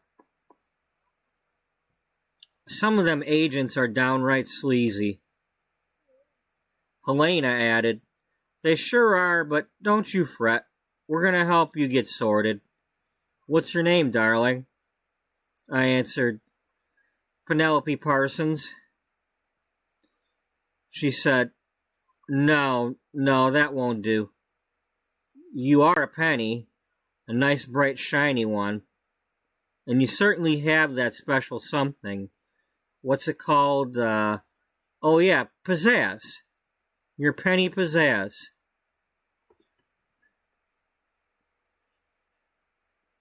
The other lady added, How about we get you your first magazine cover, Miss Pizzazz? Hi, I'm Beatrice Ullbright. I just founded Beauty, a magazine for people who are beautiful being themselves, not counting that one that just left. I burst out laughing as the tears fell. Through a flood, I said, But I don't have an agency to work for.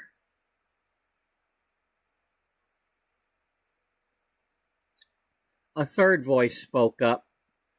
Leave that to me. I've already got the paperwork filed. I'm opening my doors in San Sequoia next week.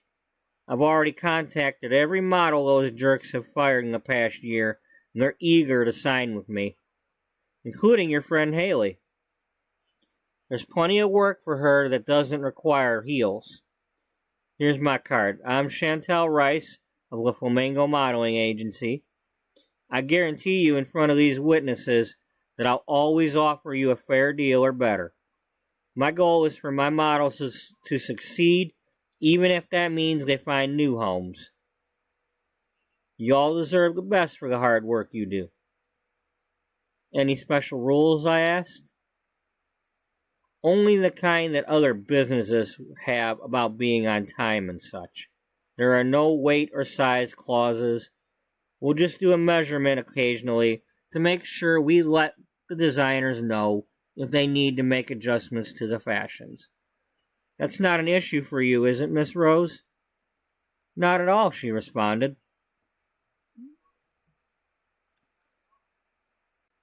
And then Dana says, Wow, I'm speechless, because she was doing the interview.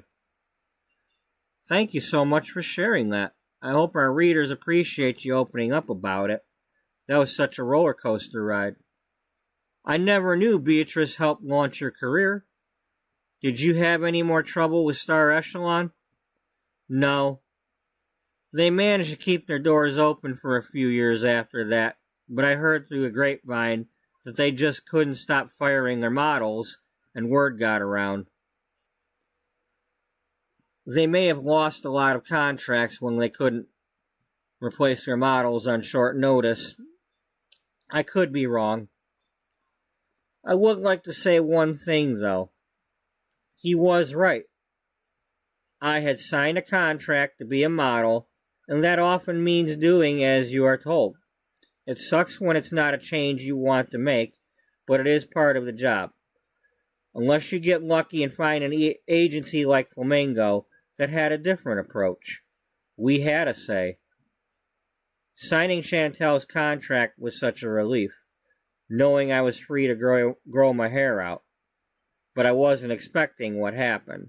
And then, etc., one thing leads to another. She becomes famous for this haircut, and everybody's cutting their hair like that. And in this world, there is no Victoria Beckham or Rihanna, and it's like there's no posh bob. It's people took the penny plunge.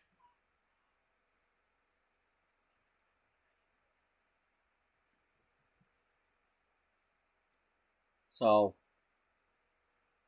it wasn't until recently, and she hadn't been doing very much photo shoots the last year or so. So people didn't realize it, but she had grown her hair out again.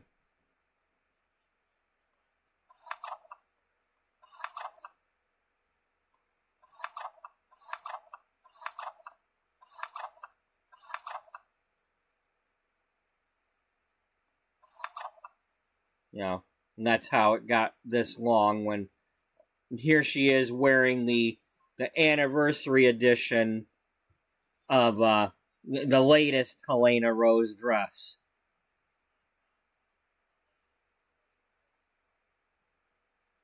And now she's got long hair again.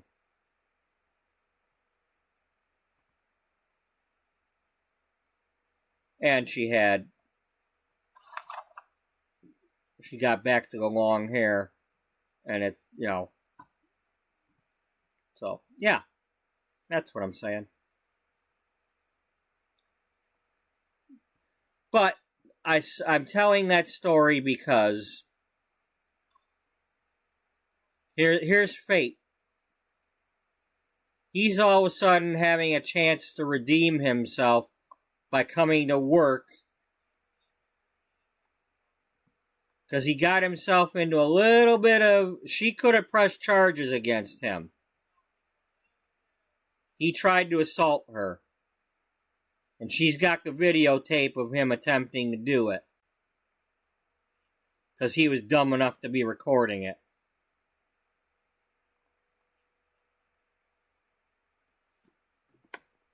But she wanted to, she checked in with all his previous models, and he hadn't tried doing anything to them. So she's like, look, you're a really good photographer. I'm going to give you a second chance. Conditions are that you're never alone with anybody when you're doing your photo shoots. We'll have cameras watching you.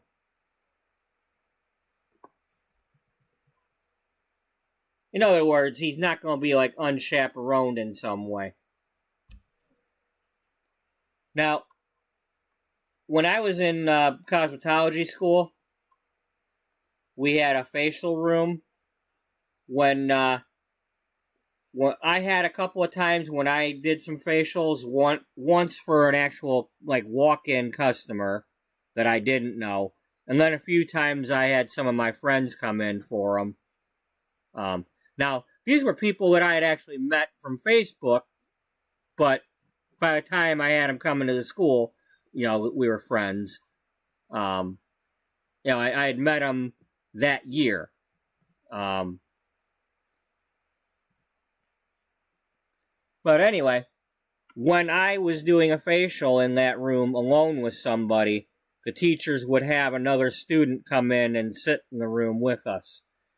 And I think back on that. It's not just because I'm a male with the female.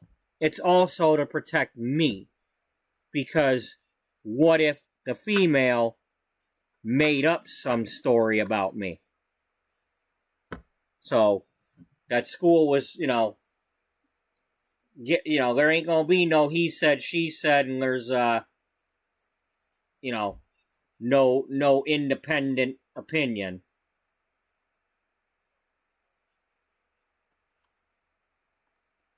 And believe me, I take that stuff seriously, because when I became a stylist and I had people alone on a Sunday,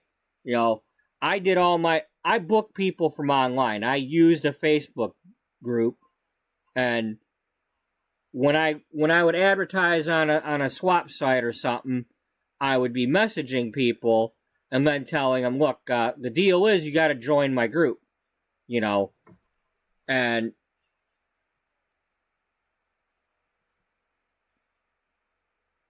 in the group I can post things like, because I also had done house calls, I could post, hey, can anybody who's had me over to their house, let everybody know that I wasn't creepy or anything, and I didn't like steal from you, and you know.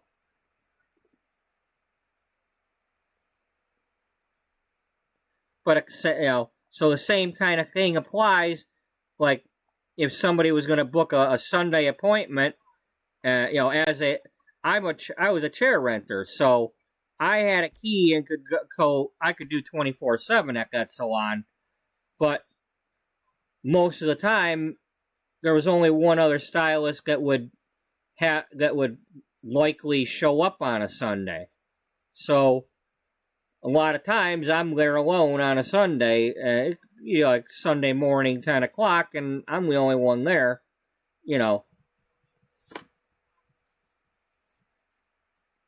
I want everybody to understand that. Like, you're showing up. I don't have any intentions because, one, I'm not into attacking people and doing that stupid pervert shit. Two, I don't want to lose my license nor go to jail.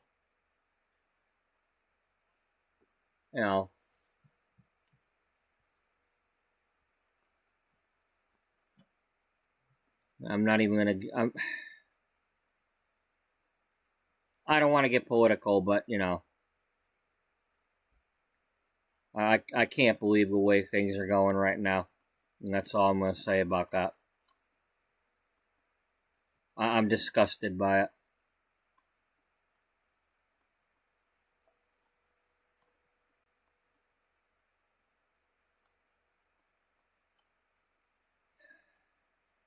Pedophiles and rapists are pieces of shit.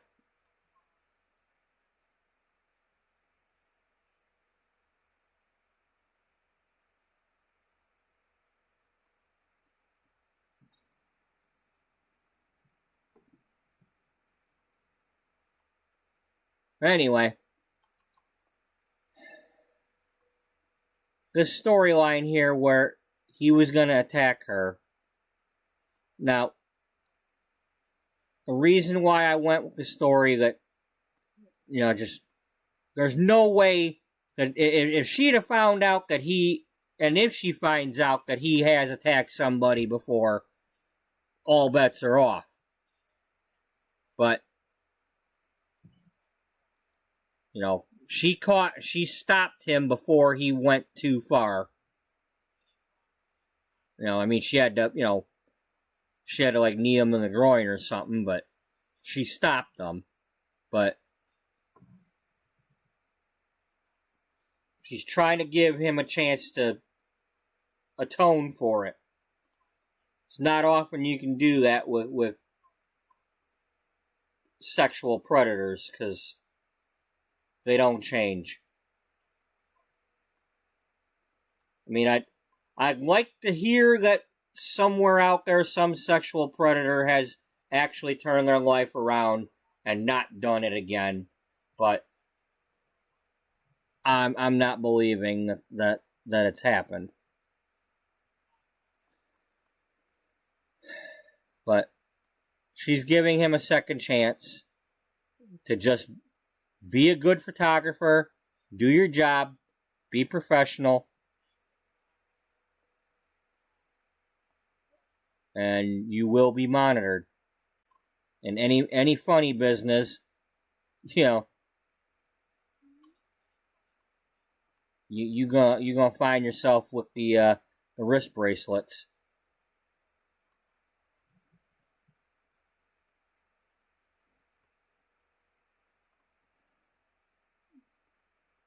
But here we go full circle. Like, he's working now for Beauty Magazine. If he keeps the job, if he's able to keep the job. But now we have Haley here helping Jocelyn out. And she's working. Now, she is officially kind of working for her now, because Jocelyn did say she's now her assistant. So it's kind of like she's giving one of her two jobs to Haley.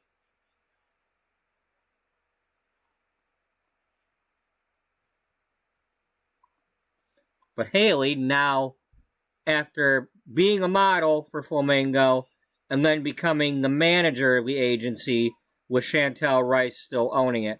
And by the way, in case I didn't explain it,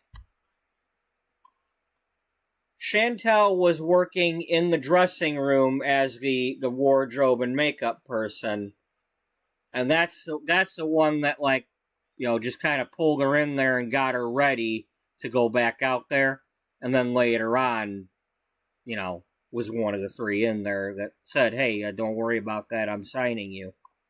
And she had been the wardrobe and makeup person, and every time somebody got fired, she'd meet them out in the hallway, or she'd have their info, or, she had gossiped with them or whatever, and like, hey, look, if you want to go someplace, I'm looking to go start a place. And that's probably why she went ahead and did it, because she had talked to all them people backstage, and it's like, look, I already got all these models itching to come work for me. I just gotta open the doors.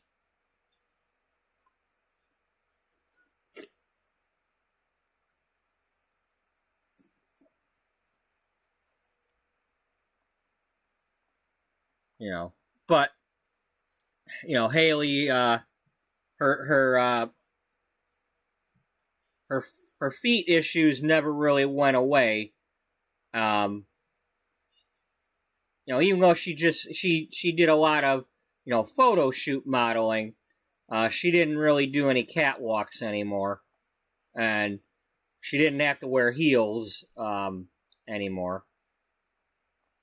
But come to think about it, is she wearing heels right now?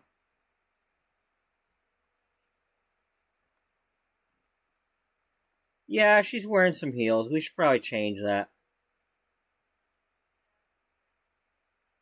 I mean, it's not to say. I mean, it was only supposed to be a temporary thing. I mean, the doctor's note was like, just she has to not wear heels for a little while. But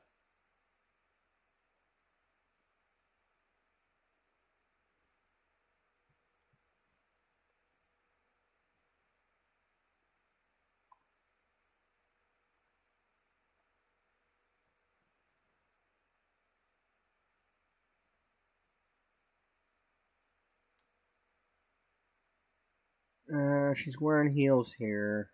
That might be boots. I don't know. Yeah. Anyway, I mean, don't let the reality get in the way of a good story. Maybe whatever was wrong with her feet, she's in the past 10 years, she's been able to get to some feet specialists or something, and and without doing all that catwalk stuff, maybe she's been able to get better.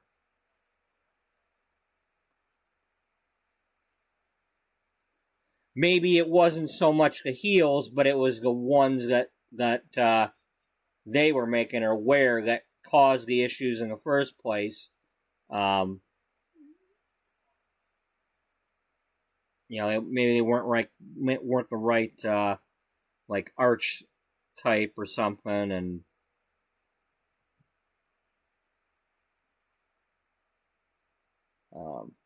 anyway, who cares? It's just the fact that now she's technically his boss. We can put her in charge of him.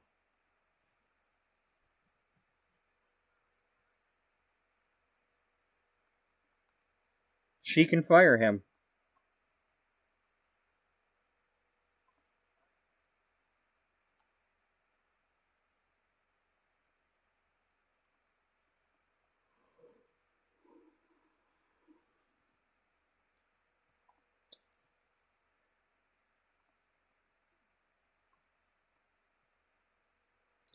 We could always have have Penny Pizzazz be a guest writer or contributor. Well, she's well, she can contribute in the parenting stuff because while I may or may not actually, I may not actually write any of those articles, but the idea that they're being added, because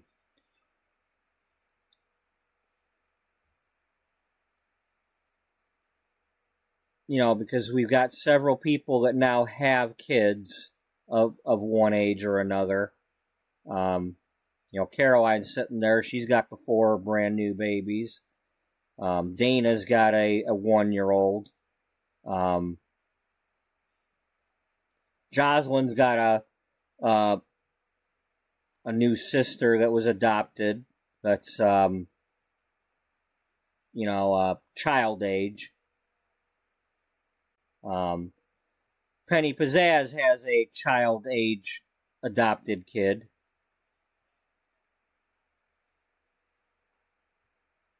And while nobody knows it, Beatrice Ullbright is currently fostering a child.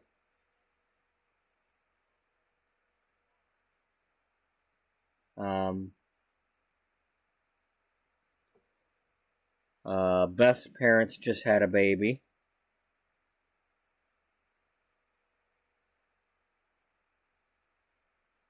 And several households in my game I added adopted kids to.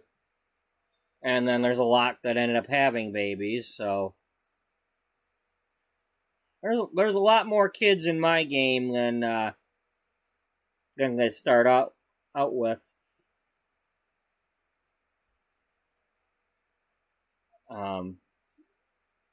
Sequoia doesn't have one yet.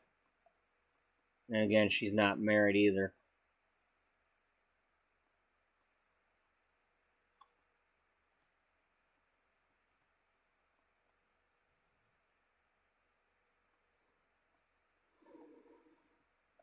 I am supposed to be off today.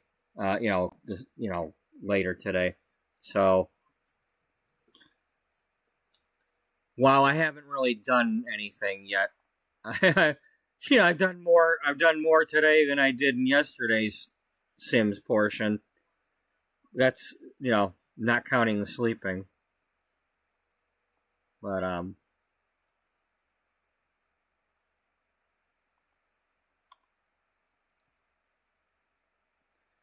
so Caroline has been our food writer.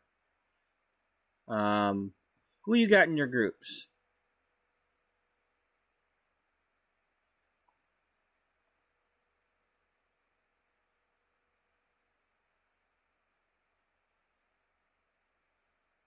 Oh, okay.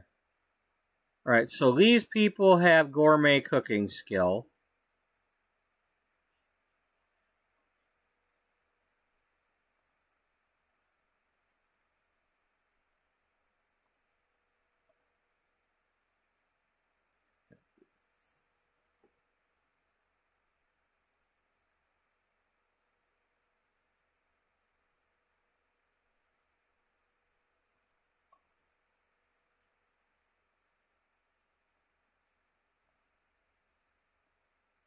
You're not in any clubs.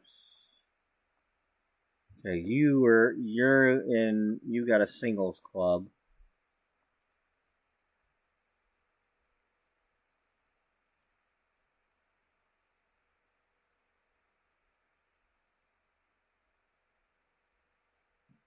Oh, that okay. Micah Parsons is that guy that got traded.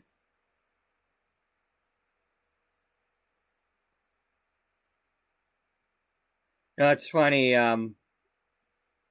That Dallas Cowboy Green Bay Packer trade that happened yesterday or the day before. I was sitting in the break room scrolling my Facebook, and I saw somebody that had posted. They tried to do the same trade in their Madden NFL game and the trade got rejected because it wasn't like good enough. It's like you're not offering enough for the other guy.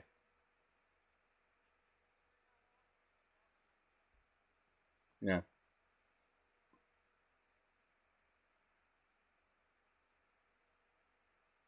No, it wasn't an even trade according to the video game.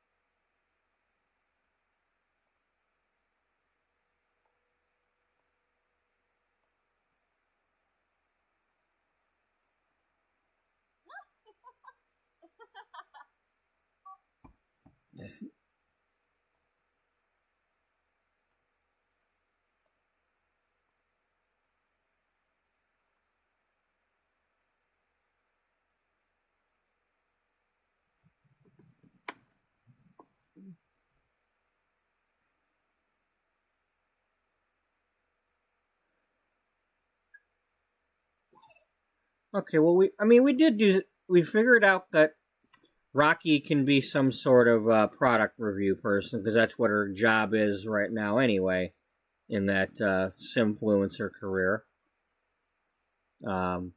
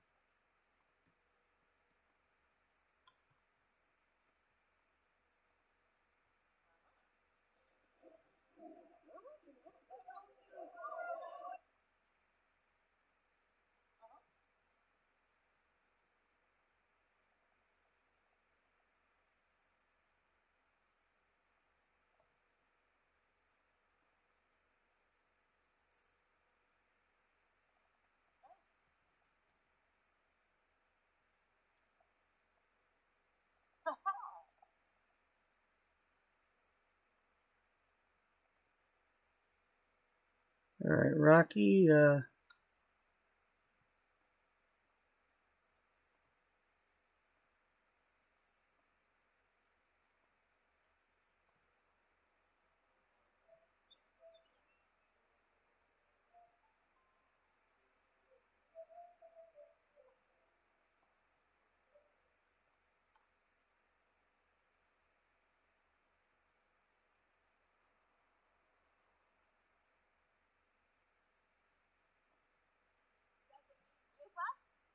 Brody. Oh, okay. Flirty to Scoop. On TV.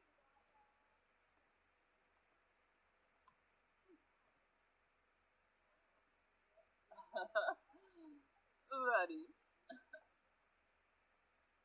Oh, good night.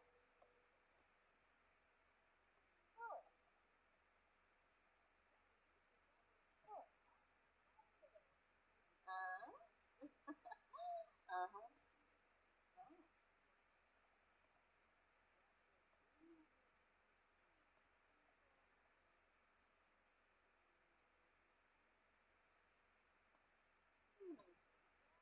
Oh, Brad. Come on.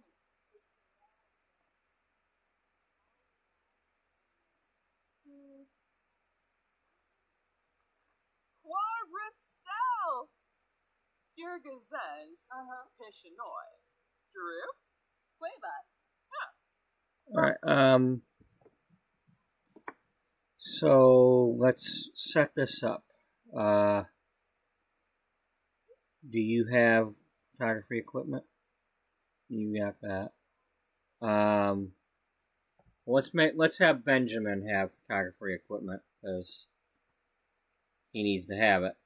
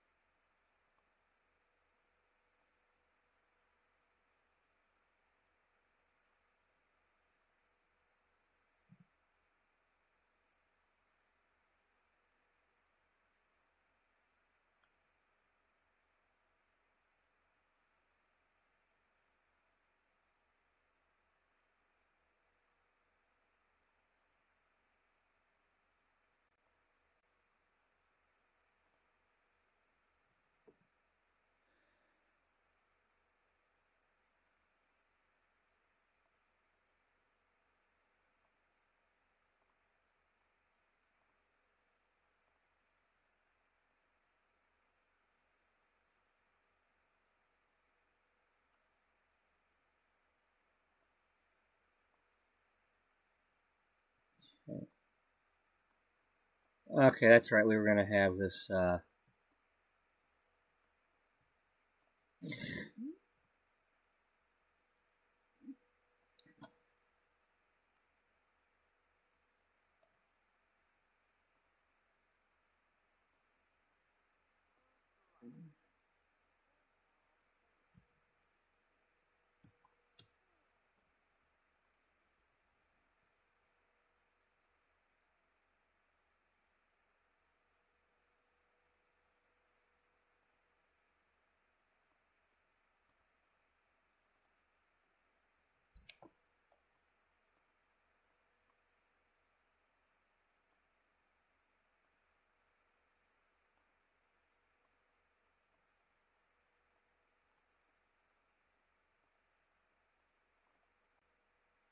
Yes, Miss Lattimore, I'm here.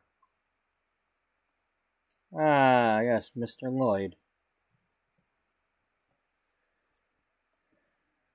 So, do you understand why I'm trying to help you?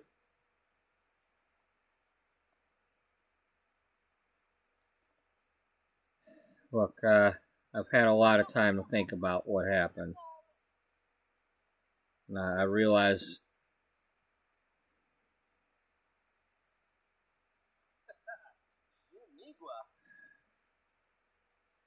I should probably get some help,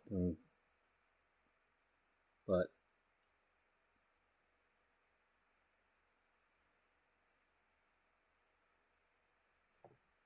I'm definitely sorry. I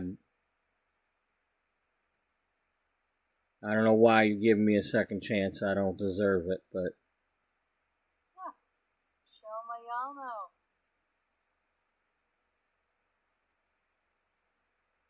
Yalmo. I'm gonna do what you want me to do.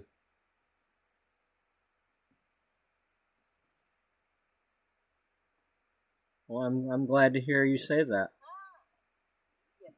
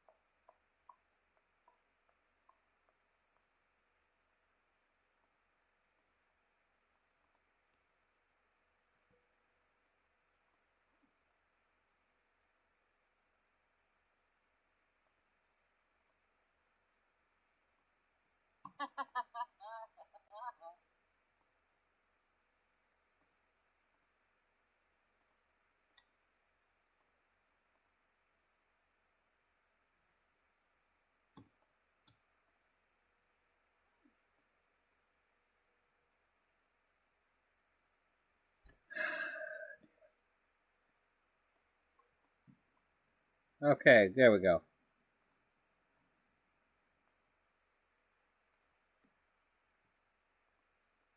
So here's the files you were asking for on hey, damn it!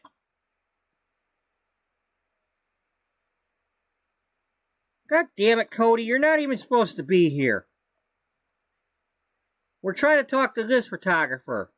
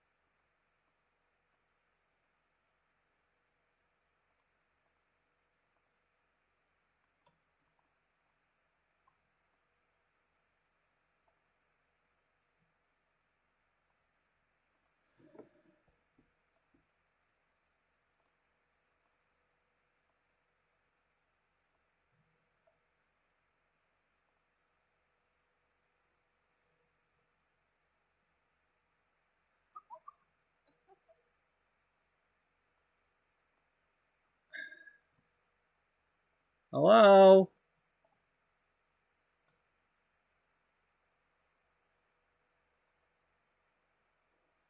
What is with this game today?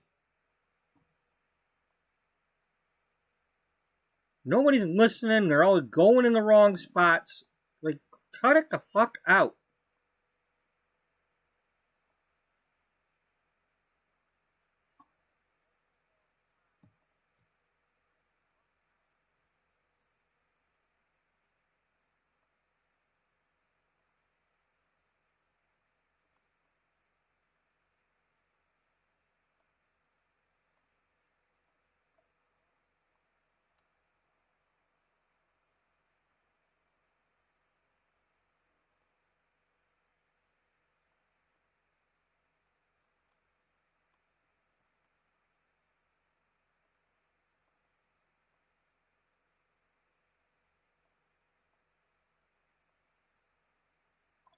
Uh, here's the files you were asking for.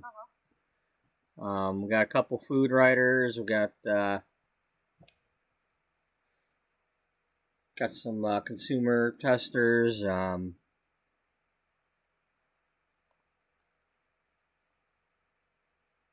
then you gotta go to work, Joy.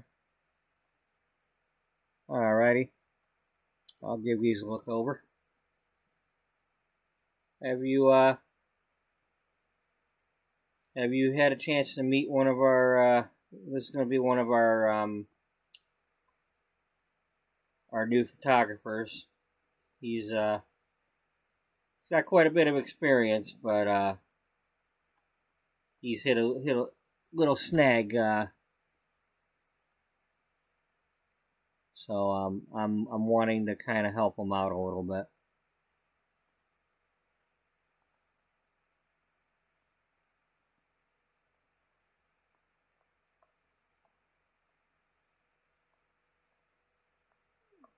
Oh, really? Been a while, Benjamin.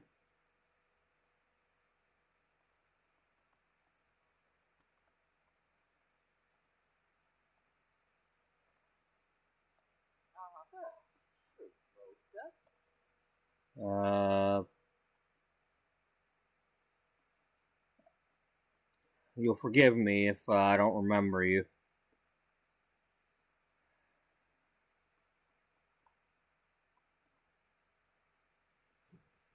It figures. You know, you didn't hold on to any of us very long.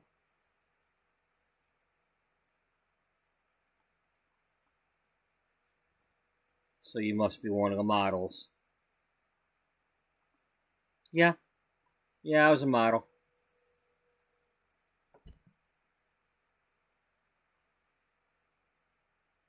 I still am. But these days I'm a manager at the agency. And I'm working here now.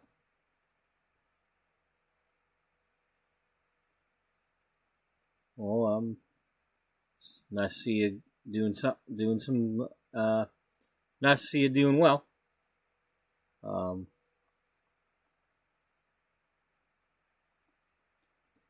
Look, I know a lot of former models don't like me very much, and they don't like Star Echelon.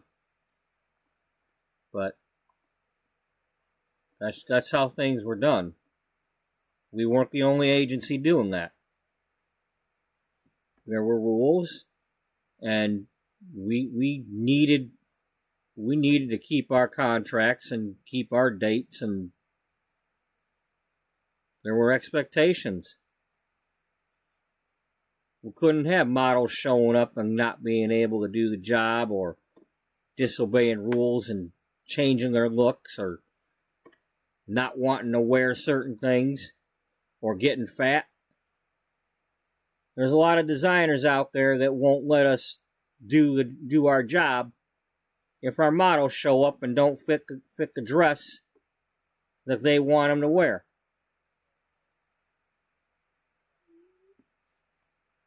It's not my fault. Those rules were in place for a reason. Yeah, I get it.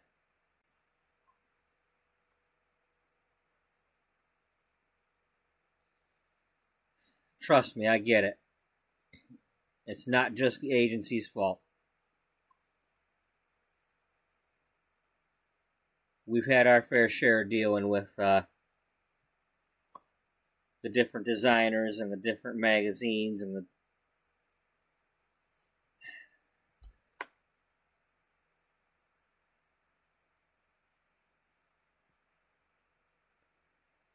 everybody's got to carve out their niche.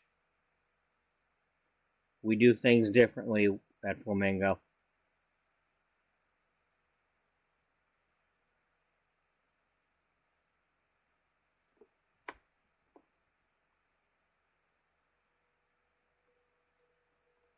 I mean, I should probably thank you because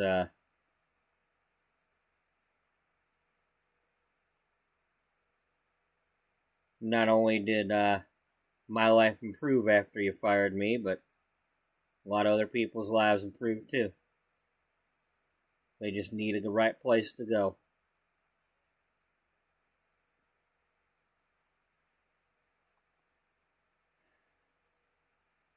Yeah. You know, as much as I liked having that job,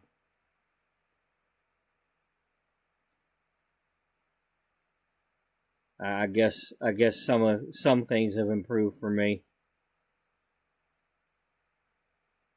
I was doing fairly well for myself there for a little while,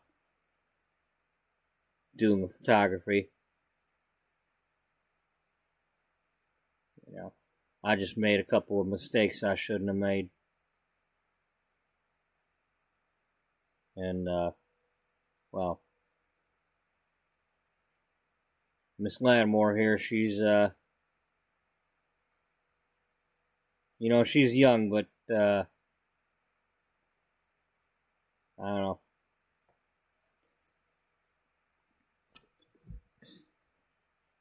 I think I might enjoy working for her.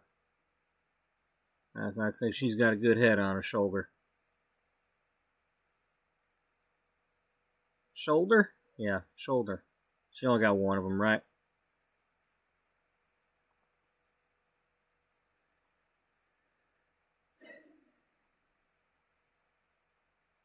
Well,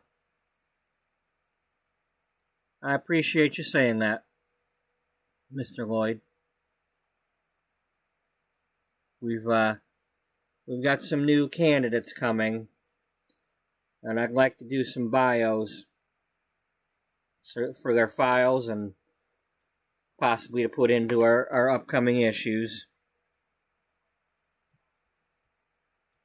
Now, you're welcome to help us come up with ideas for what kinds of photo shoots we can do for them based on what they're going to be writing for.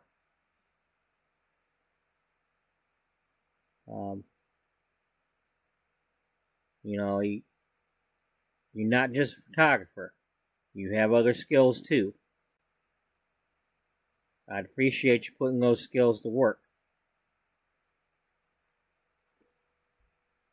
Here at Beauty Magazine, we encourage people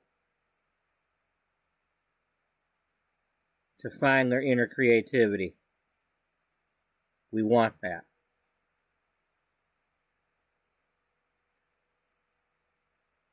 Now, we still have editorial control and can turn down whatever it is you're doing, but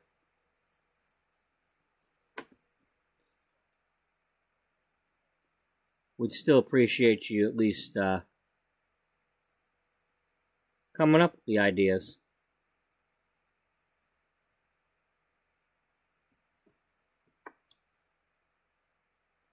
And Haley, I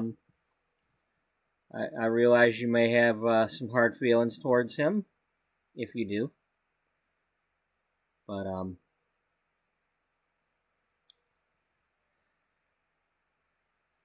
this is Beauty Magazine, and we're trying to take the magazine into the future, not the past.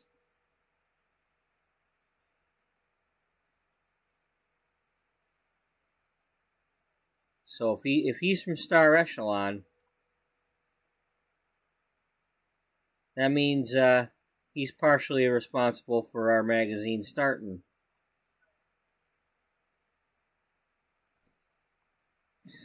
Yeah.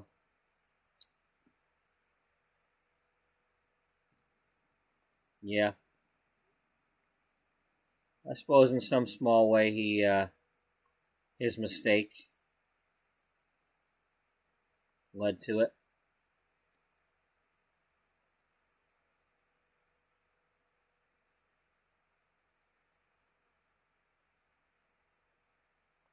Lazy show.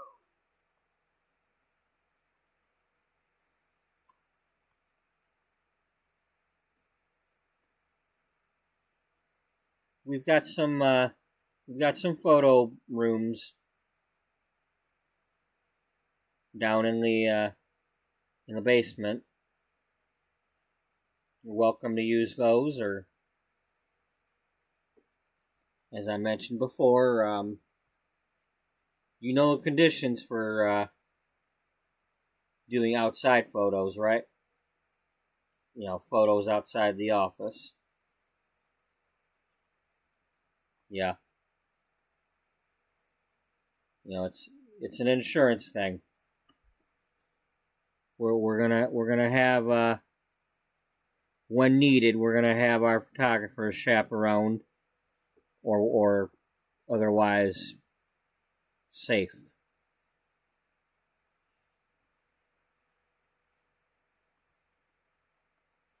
And that's for your safety too. We don't need anybody accusing you of anything that you ain't done. I appreciate that.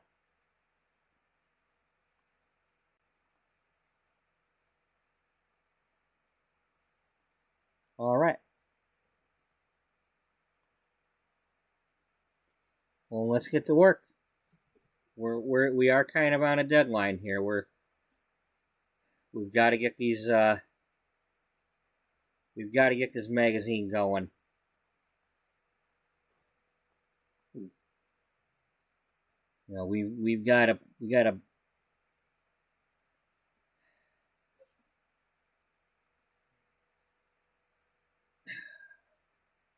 I don't know how to say this. It's got to happen within the next month or so. So, get going. Yeah.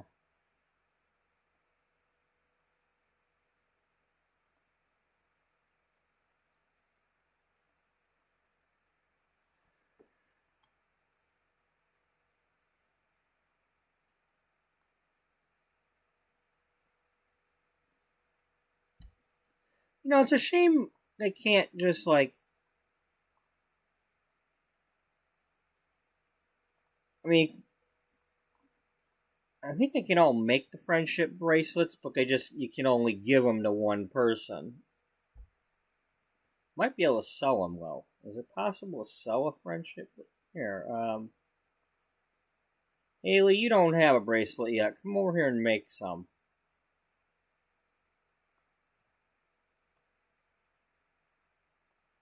You come over here and make one too.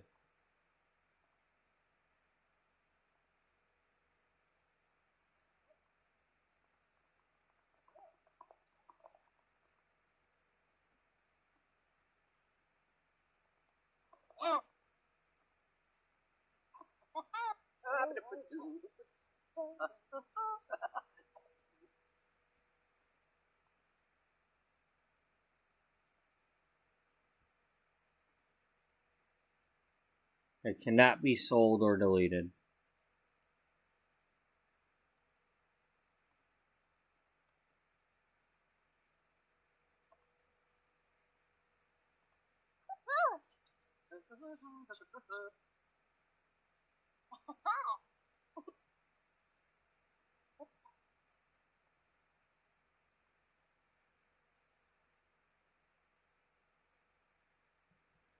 Okay, so the only thing I can do is leave them in there. There's no.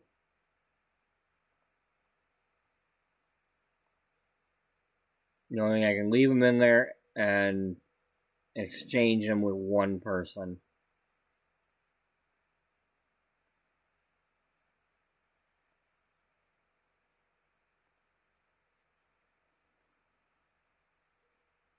That sucks that you can't like sell the extras.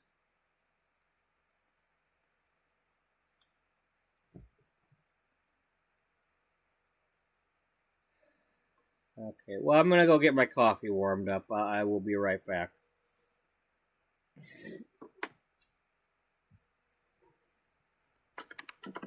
I think when we get back,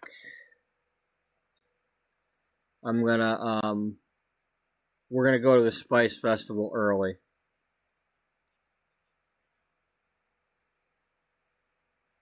Spice Festival is over in the neighborhood with the basketball court, if I recall correctly.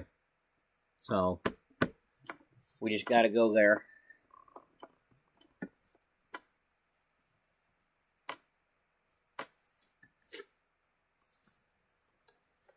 I will be right back.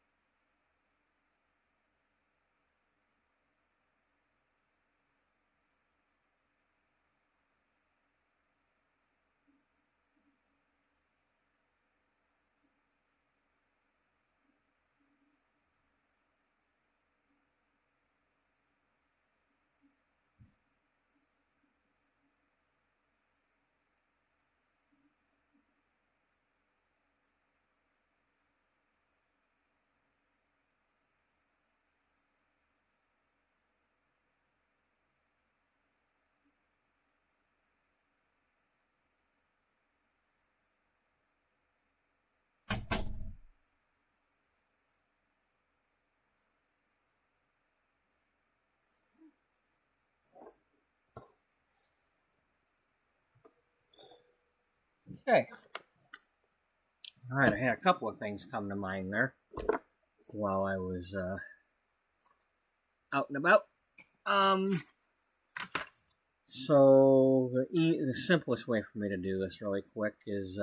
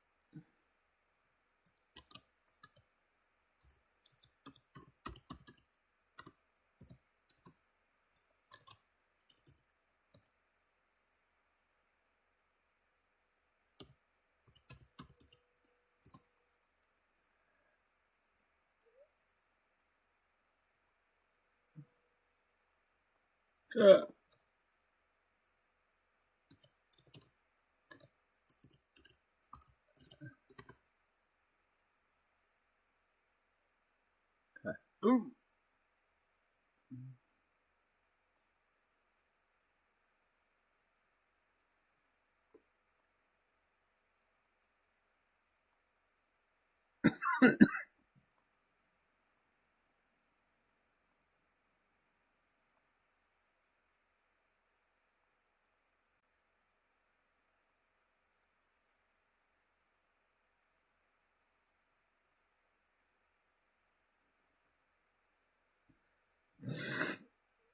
Yep.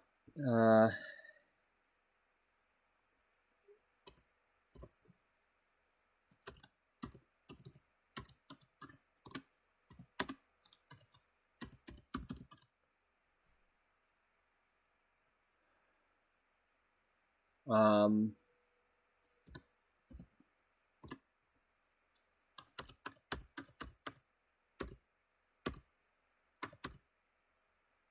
Not handsy. Damn it.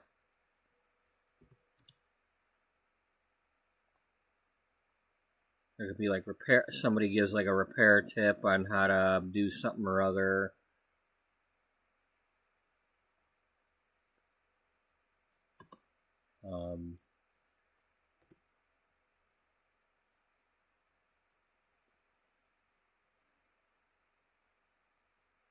Yeah.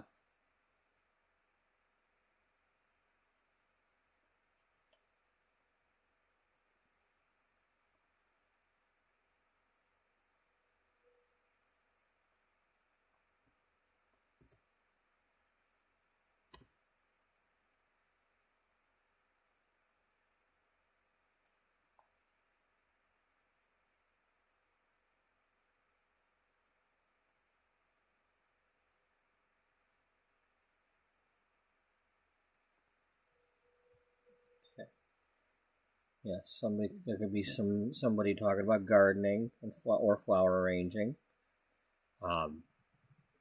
It's like if they're talking about the flower arranging, they could say, you know, like, this is what went into this one, and when these are usually harvested, if you want fresh ones and things like that. Now, I'm not necessarily going to write the article, but it's implied that that's what the article would say, because I don't have time to write all these kinds of articles. I would love to be able to, but I have a job and it don't have the same schedule every day, and it's too hard to plan things like this out. And as evidence in this episode alone, I have a hard enough time just staying awake doing these streams. So, but if I ever get the chance, and I'm feeling inspired at a given moment, I might write something about any of this stuff.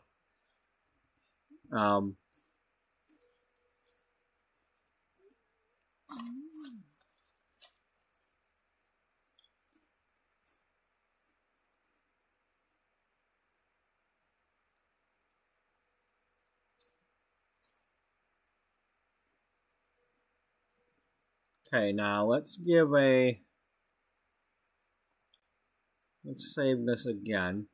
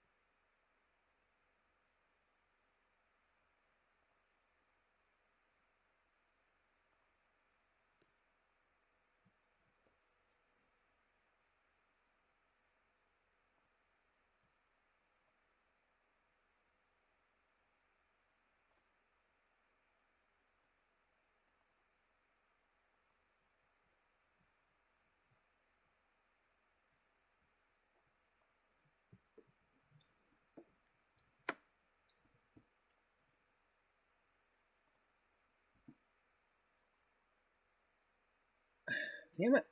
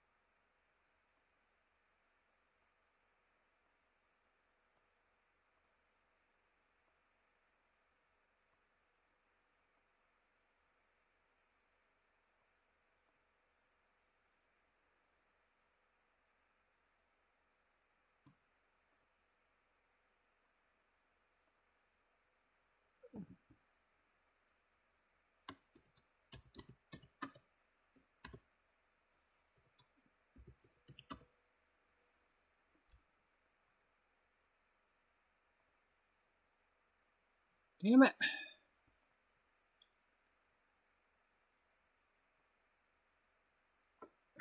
You know, it's really annoying when I can't see the damn cursor. Where is my damn cursor? Okay, there it is.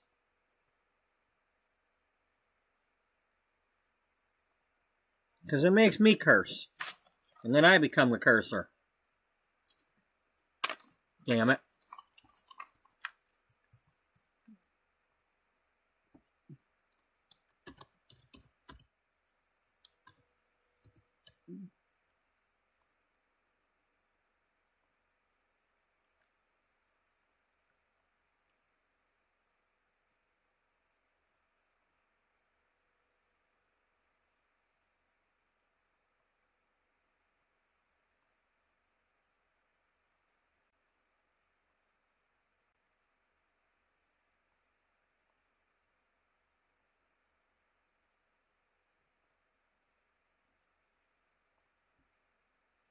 Okay, we separate those because not everybody is into both of those.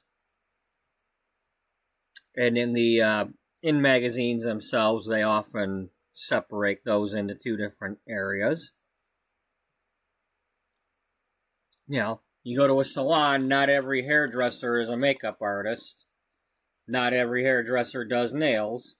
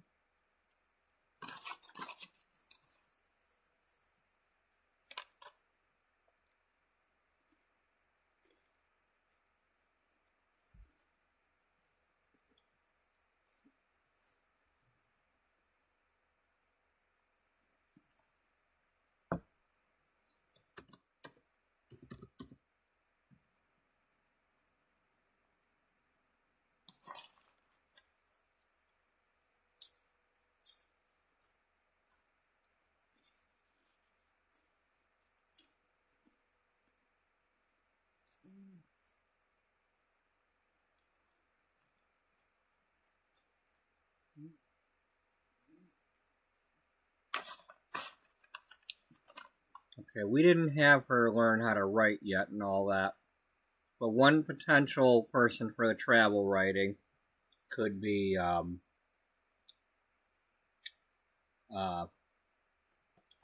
Tessa Bloom.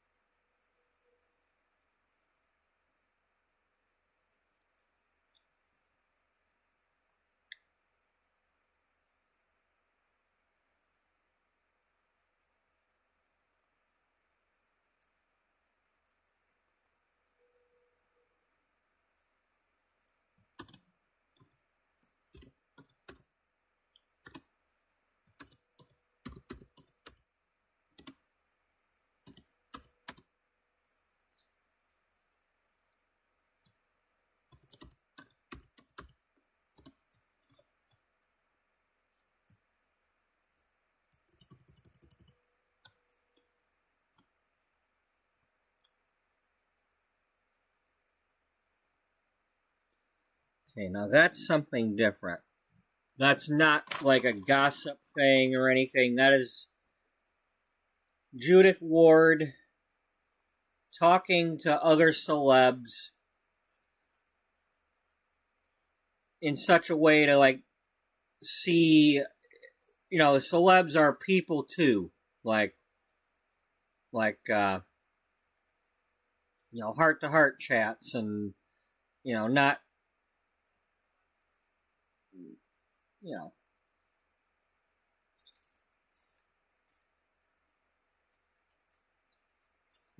If we ever like get around to that, we'll figure out exactly what she's talking to them about. But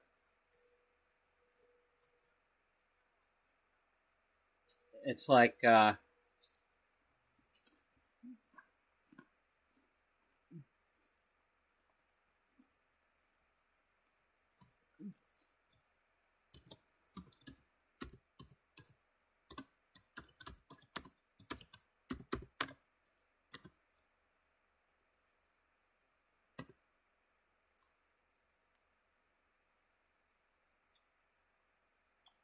where.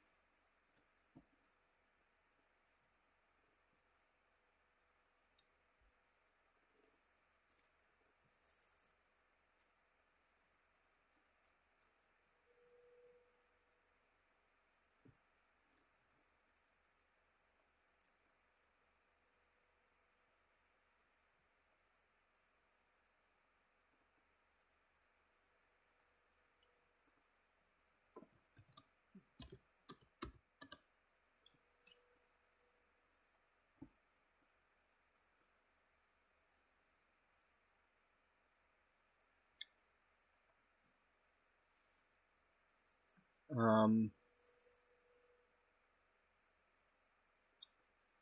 the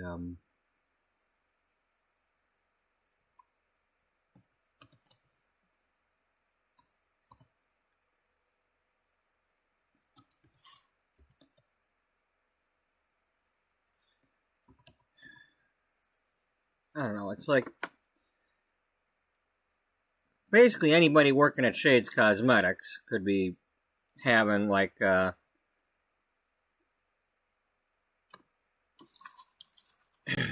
could be an advertisement with an article in it. You know, you could see, you know, hey, a makeup brand having a how-to featuring their products.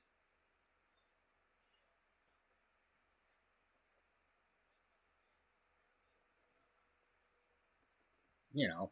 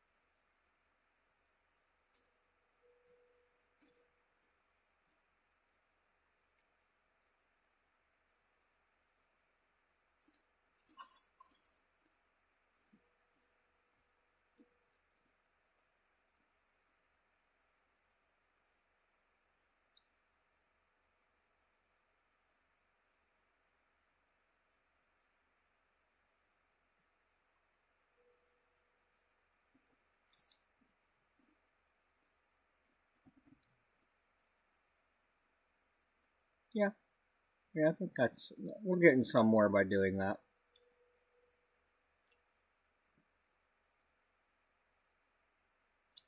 Now, travel, I've always thought, like our photographer people can be doing that too. If one of them's into travel photography.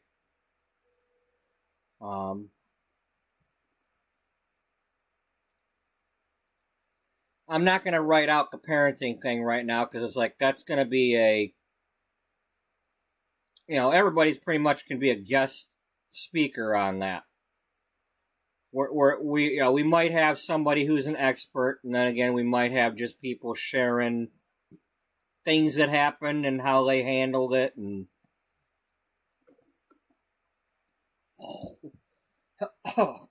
like, hey, we planned a birthday party. Here's how it went.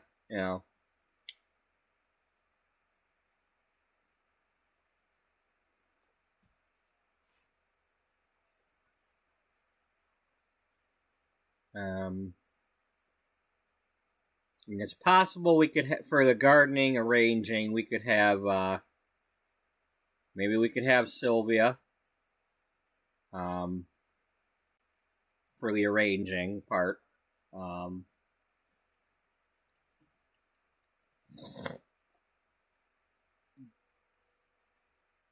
Misty and Dana have both done some gardening,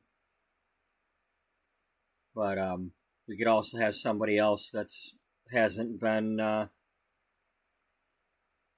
really played yet.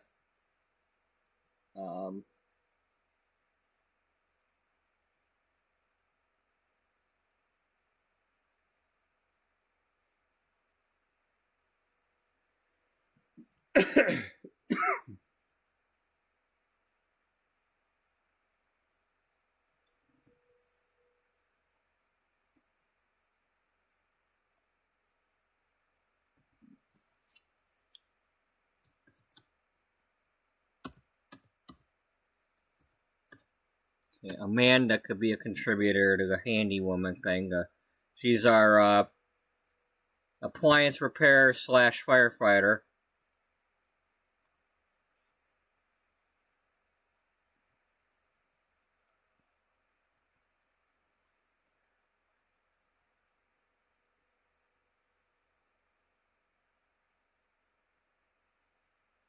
And of course, skills there's all kinds of skills. So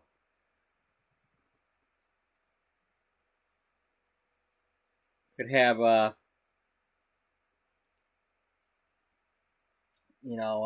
like a cross stitch and a knitted item. Like of the month. This month, how to do the panda bear beanie. How to do the whatever kind of cross stitch things you do.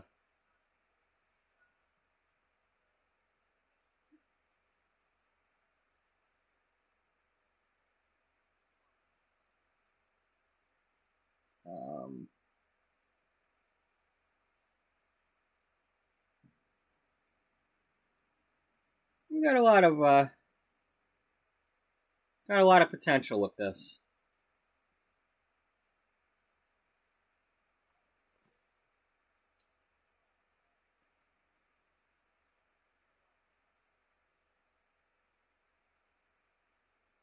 Because here's the thing, that there's no limits with what the magazine can be. That's the whole point.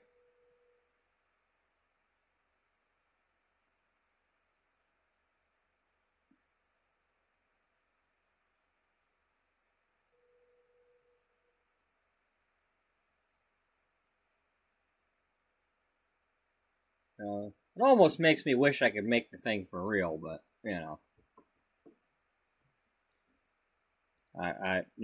the grocery store needs me too much. I can't be making magazines.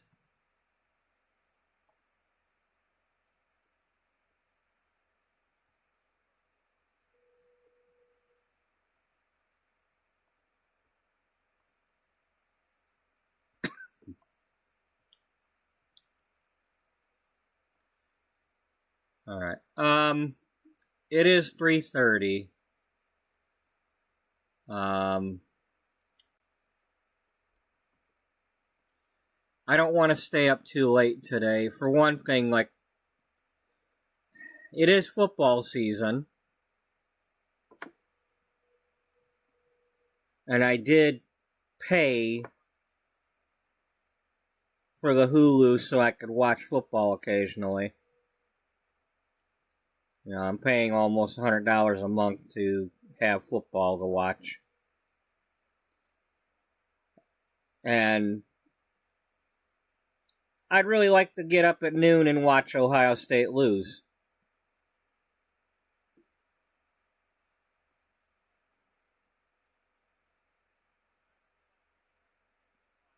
And then soon after, start a stream.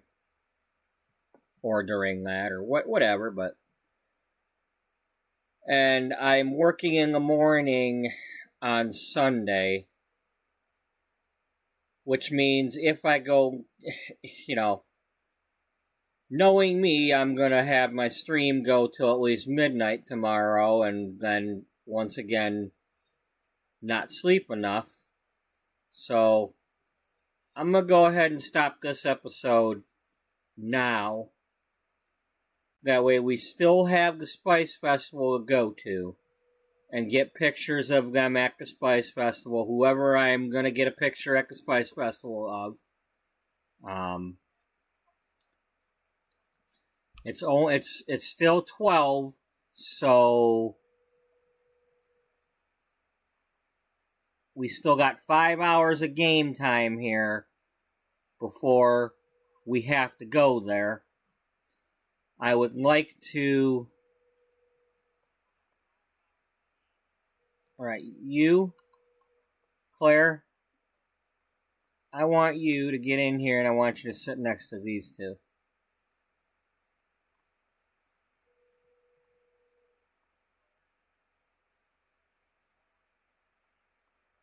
Oh, you're going to work. You know what?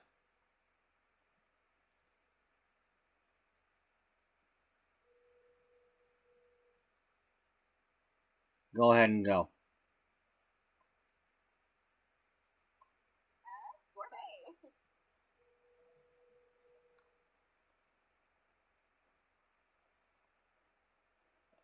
We'll let you go so that you're actually gone.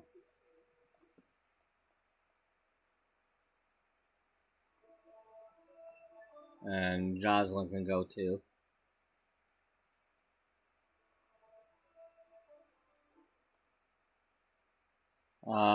You don't get back until 5 o'clock anyway. So. Alright. Do you actually have cooking skill? You got a little bit. Yeah, so we're going to have to actually work on that. If we're going to stay true to who you are actually supposed to be.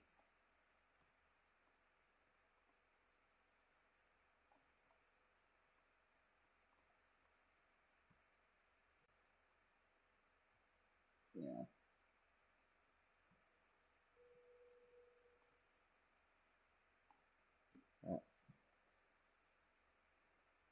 Yeah, we'll save it here. That way we'll know where we're at. And what we're thinking about, hopefully.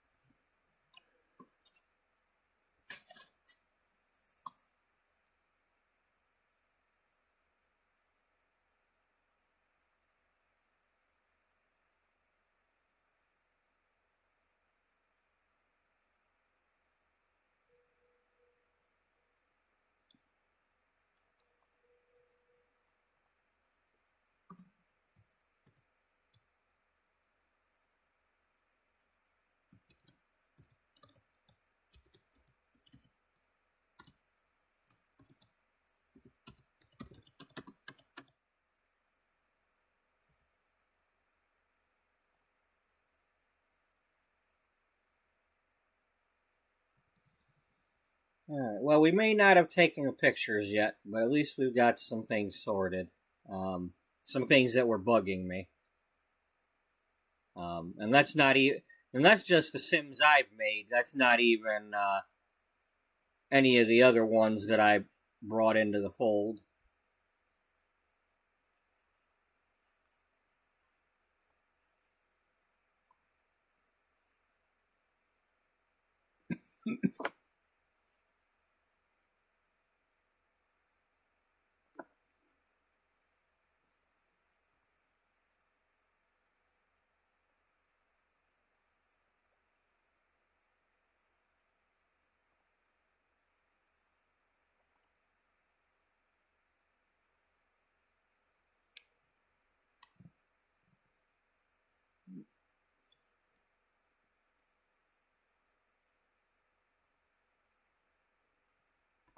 So,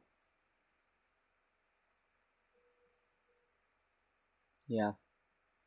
So we get these writers sorted out and get this these photo shoots done and kind of put together the package and everything, and so that Jocelyn has a presentation she can take to Simon Barnes of Regency Publishing to tell him about how she's trying to do this to get the sales up and get the, change the magazine, tweak the magazine a bit to try to get people to buy it, and see if, see what he thinks of it. Maybe he can, give her a chance to put her, to put her recipe in motion to see if she can get the sales up before he just goes buying all them other magazines and downsizing everything. And I mean, she does have one edge over those other possible magazines, is that she's aware that her magazine might be about to go away. I mean, Beatrice knows that, and Jocelyn knows that too. I don't remember for sure. I might have to go back and look at it. I don't know if Simon mentioned to her, to Jocelyn, that he's buying the other magazines or not. I mean, if he did, then yeah. Then she knows, unlike them other magazines, that those other magazines don't know that they're about to get potentially bought out. Their publishers getting bought out and potentially downsized or merged. So at least she's got a fighting chance. I mean, whether she is aware of the downsizing thing or not, she is aware that, she's needing to boost the sales. Excuse me. And get more revenue and all that stuff.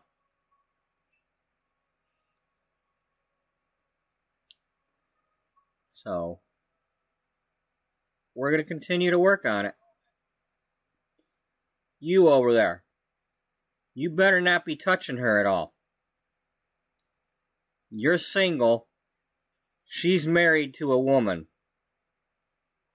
Leave her alone.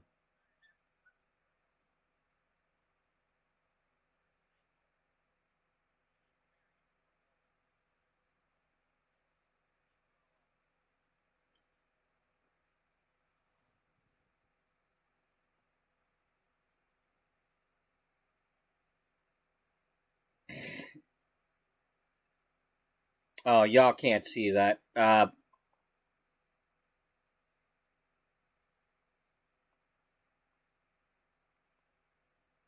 was talking about,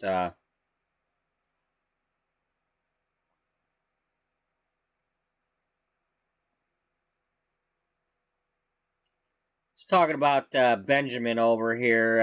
I can't tell what he's doing with Caroline.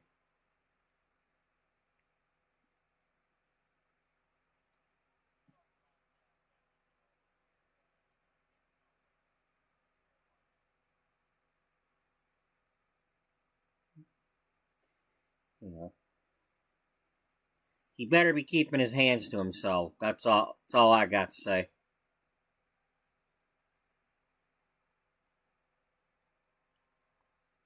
All right.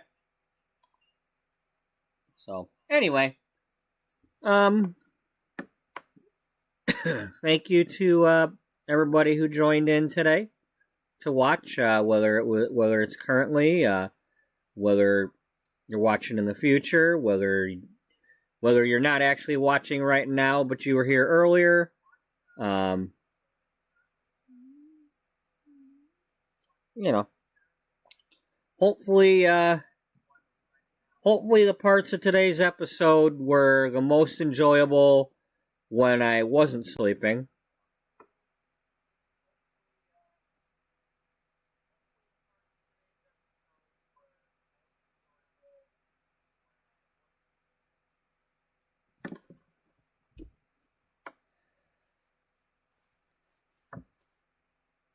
I gotta wonder sometimes, am I the most entertaining YouTuber that sleeps? I don't know. I guess I get away with it sometimes. Then again, I'm not trying to make money, so if this was my career, I'd be in trouble.